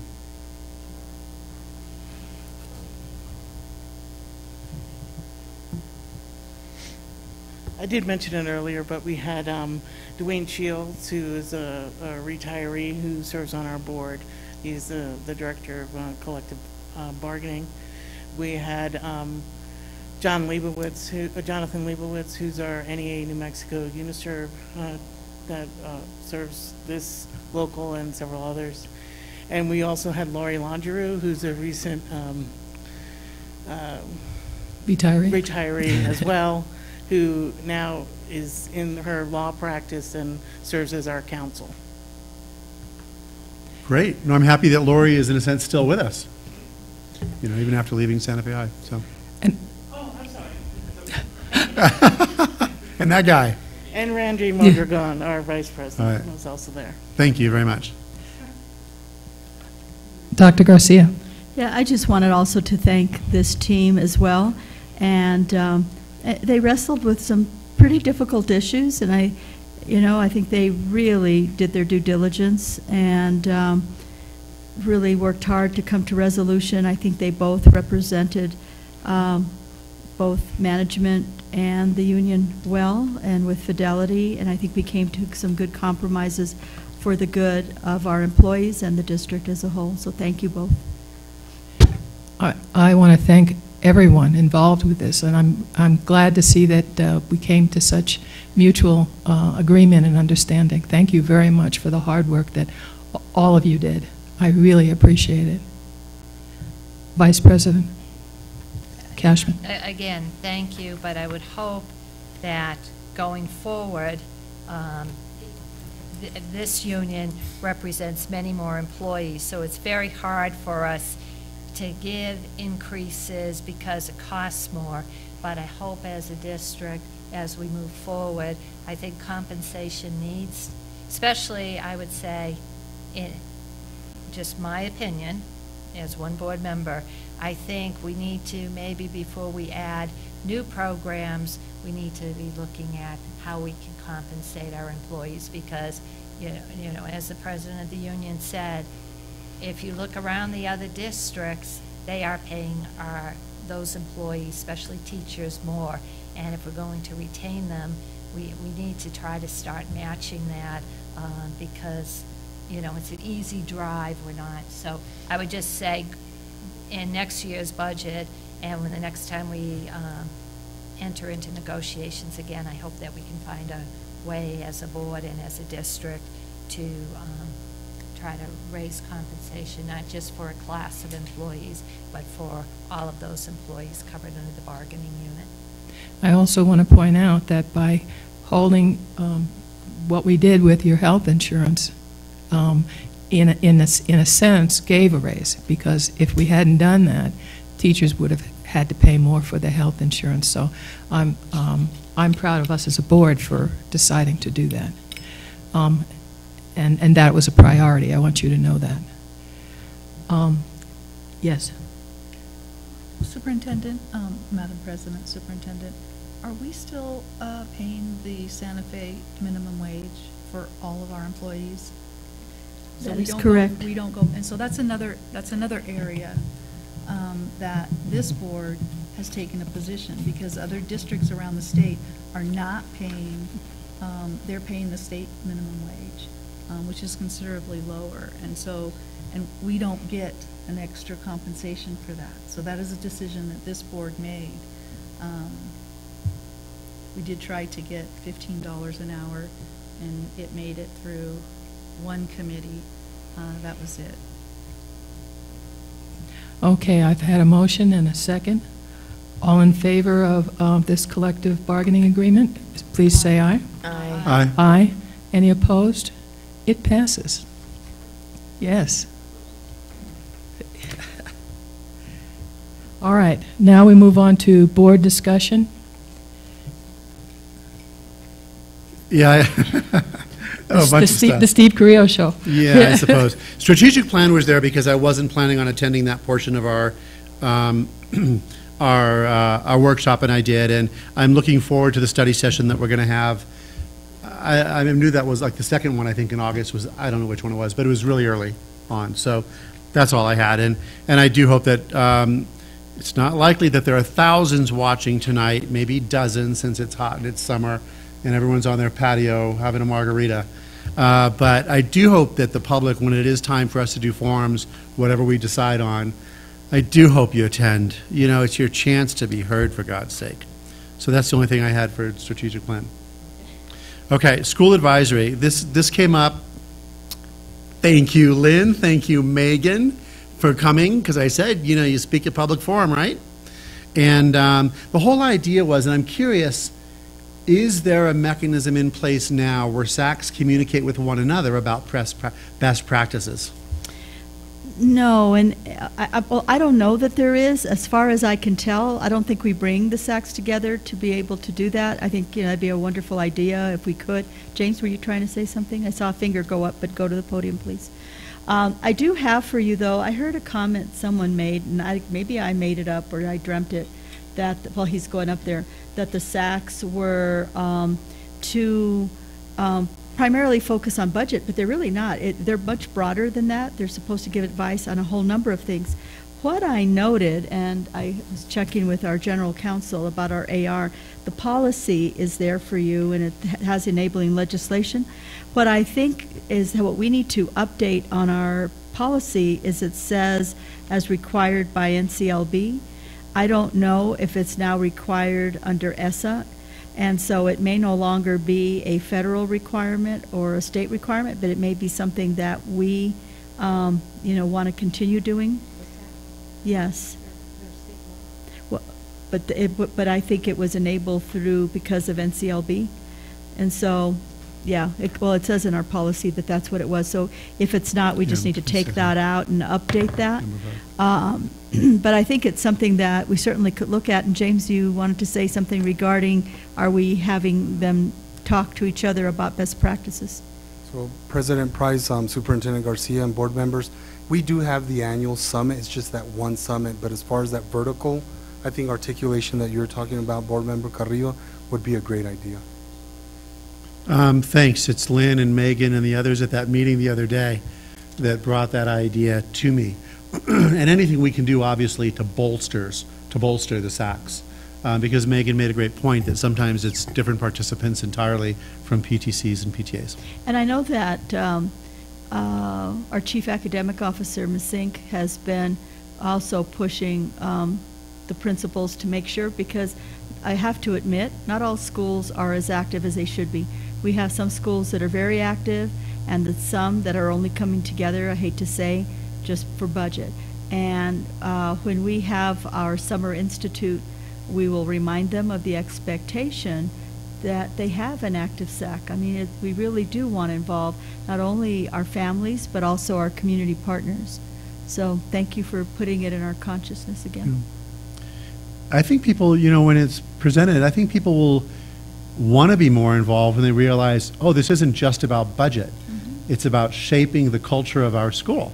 Mm-hmm. And I'm thinking of an organization, the title of it, I can't remember, it was something Fathers, but it goes way beyond that. And almost what they do is work with schools to make sure that meetings that they have, to really make sure that all of the engagement they have is engagement that matters. It's not just around having a spaghetti dinner. That's all fun, but what are you doing in that spaghetti dinner to make sure that you're building community, to make sure that you're really making it count? So, because I think in terms of all the stuff that we discussed at our workshop, I mean, that's another piece of really just our success, if you will, engaging others. All right, so the next thing that I put down there, and then I have some things that came up. So I was reading in the paper the other day about the development with 200 new units in addition to other commercial off of the intersection of Rodeo and St. Francis, right? And I couldn't help but thinking, holy smokes, that's going to be a lot more kids and families. And my question was, in keeping with putting things on here, not just talking at random, was what mechanisms we have in place with the county and even developers so that we don't get blindsided by new developments opening and having to have more seats for kids when we're also working on our master planning kind of separate from them. That's why this is there. Thank you. Follow up on that. I don't know that we have one in place. I know Mr. Grindler is our governmental relations officer. I do meet with the mayor on a regular basis, but I do not meet with county officials on a regular basis. And so we probably should follow up on that and talk about it. Well, you know what? I understand that we do, because while we had that break between executive session and the meeting, I was able to speak to Miss Yonda Wagner and I don't know Shirley's last name. McDougal, right. And they said, this is what happens, Steve, even when they're considering a development, developers reach out to us, they send a letter. So there is a mechanism in place, and I was very, very happy to hear that. Well, that's great. I just don't meet with them, and I probably should, was my point, to figure out how we better collaborate. You know, I do have regular meetings with city officials, but I have not been able to make that happen with the county. So, I mean, I should, even though that's happening. In all your free time? Huh? In all your free time? Yeah. Which would transition to the next thing for me. Oh, just a second. Okay. Vice President. Yeah, I was just going to say, and I'm glad you talked, there is a mechanism in place. But what we need to do is make sure that when we see a new, anything in the paper, when we see new development happening, in the past, both the county and the city have approved developments without getting Santa Fe Public Schools to sign off on them. It is required. And so we just need to be, there's a lot going on in the county and there's a lot going on in the city with infill. We need to just be aware, because sometimes it's just a small article in the paper, or you happen to know a commissioner, and I know that's happening, but not always is it being signed off on, and they are required to reach out to the public schools. May I ask a question? So I don't remember how Santa Fe is structured. Do they have to pay any kind of impact fee or provide any kind of impact fee, or? Okay. Impact fees in place. I don't know the count. Is that any that goes to the schools, though? Why not?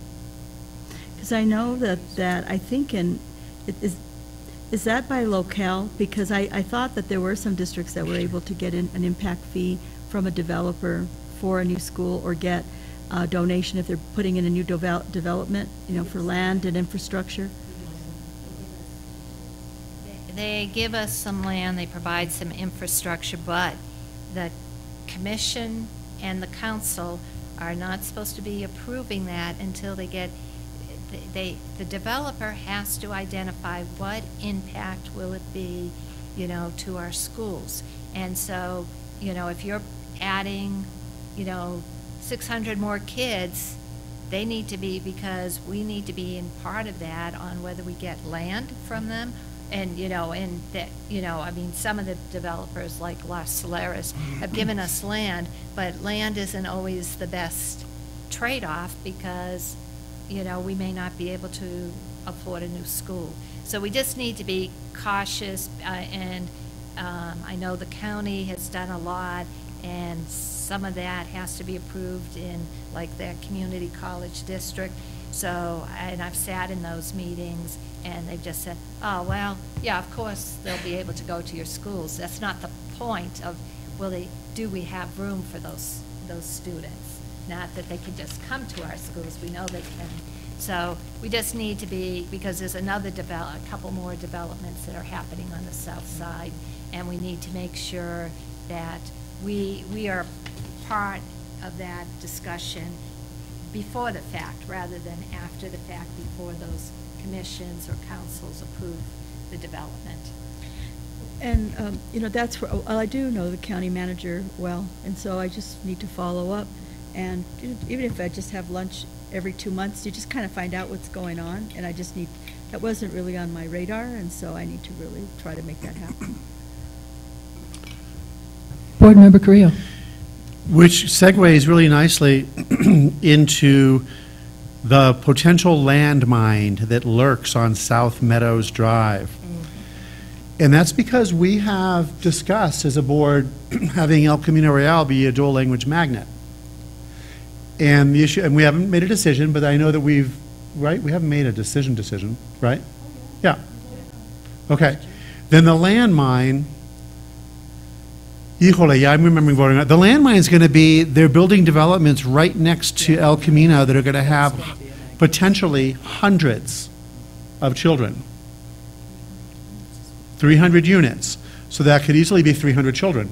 Not everyone's going to have kids, but some are going to have 2 and 3 kids. And we're going to have to think, like, what the heck are we going to do? Because we're not going to get, and actually it's not even close enough to Turquoise Trail. What are we going to do? Because that's coming up soon. Those units go up quickly. So that's something that I think that we need to, really be discussing, possible study session for October or November. Can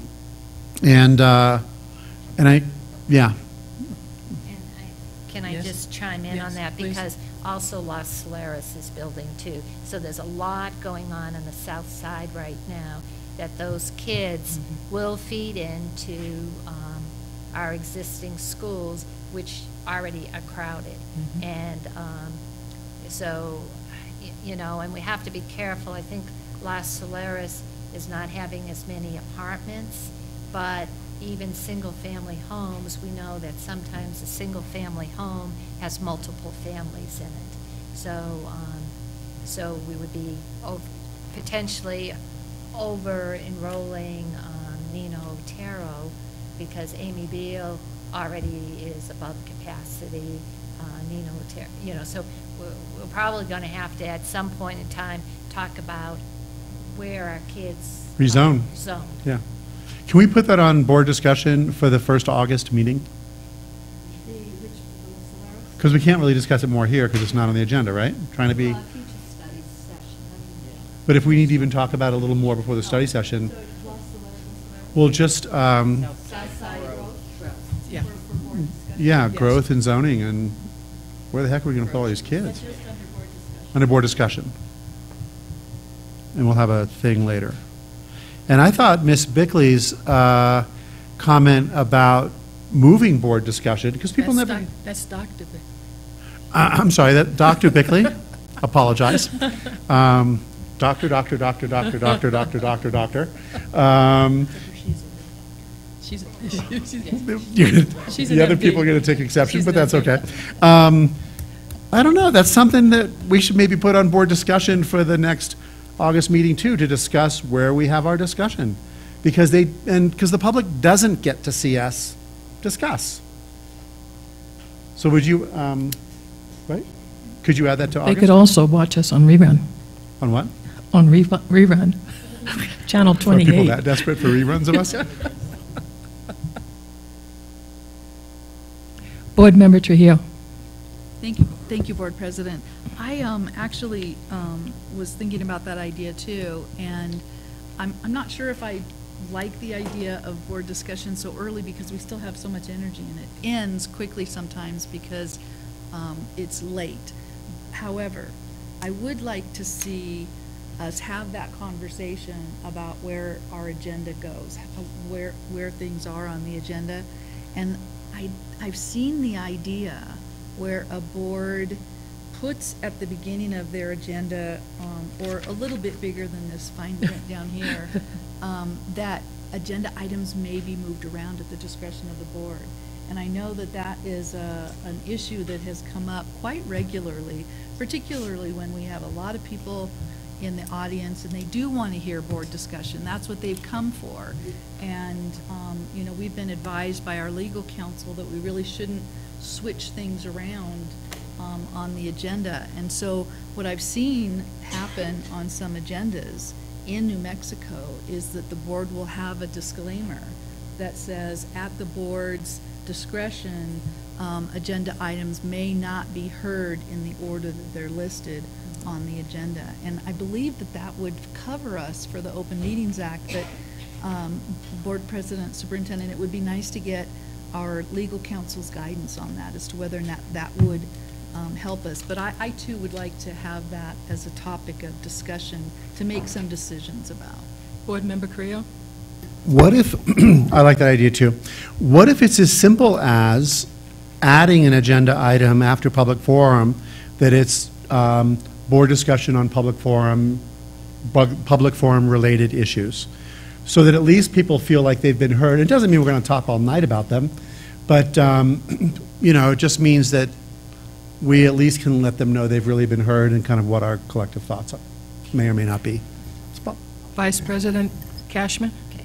Even though it sounds like a great plan, we also have, sometimes they're coming to talk about something that later on we are getting a presentation, and so we could be responding to not having all the information there. I know we have board review, but sometimes we don't have the presentations all completed. So, I mean, I think it's worth discussing, and I think it's worth getting our legal people to take a look at it, because I know that the previous boards have discussed this before and have decided, no, because we also, on some of our action items, we have people that aren't our staff, like we have some lawyers that we're paying, and, you know, the clock is ticking. So, you know, we just need to have a discussion of it, but look at everything. More discussion. We could discuss the discussion. Okay. All right, let's move on to advanced planning. I would like to, I'm sorry. Board President, this is not on board discussion, and I really didn't want to bring it up under announcements, but the board president of Capitan was killed really unexpectedly last week, along with his 13-year-old son.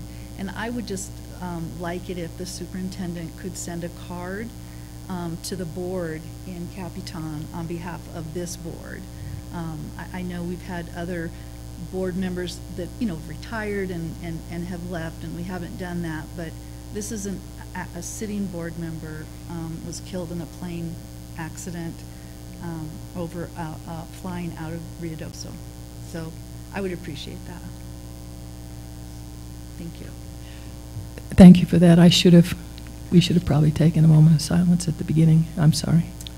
I have one more quick question for the super. Sure. Are we staying on top of our vaccination requirements? I've already asked. Oh, did you? When people enroll? Because, you know, I don't know if you remember when you were, you were with Voices. This district led the state in vaccination compliance. You were in my clips, I read it. Great. But actually, we did send out, we were very assertive about it, then we sent the warning letters, Sue O'Brien was on top of it. We'll hit that again in orientation, and then I'm sure we'll have the 30 to 50 to 60 anti-vaxxers that we have to send letters to and give them the, you know, there's certain timelines according to the state by when we can disenroll them. And so we will, you know, it's law, and we will follow up on it. But thank you for, it's always good for you guys to bring things to our attention, because sometimes we forget things. This is something this board is deeply committed to. Yeah, so I will follow up on that. Okay, thank you. Anything else? Okay, let's talk about advanced planning. I would like to cancel, if that's the study session for the 26th. Madam President, we actually did it at the last meeting. I checked the minutes. You did check it. Okay, that's right. I thought we did. All right, we did cancel it. Excellent minutes. All right, all right. Thank you for your excellent minutes. Yeah. Okay, so it's been done. Board Member Carrillo. I have a question about August 8th. Because we normally have study sessions on a Monday. Why did we do that one on a Tuesday?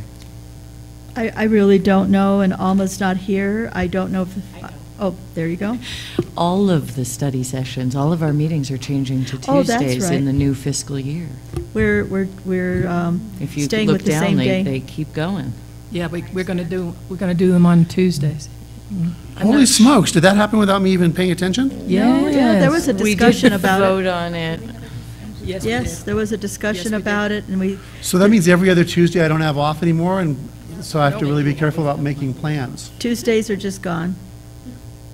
Okay, Just mark them. okay. Yes, we did. It like Cat also, it Stevens said, also, Tuesday's yeah, Tuesdays are gone. Okay. Tuesdays are gone, for us anyway, and for everybody who works. And I just got breaking news. Oh? We're also checking vaccinations for all summer school programs, too. Good, good. Breaking news. Okay, is there anything else on advanced planning? Okay. Look at that. Adjourn the meeting.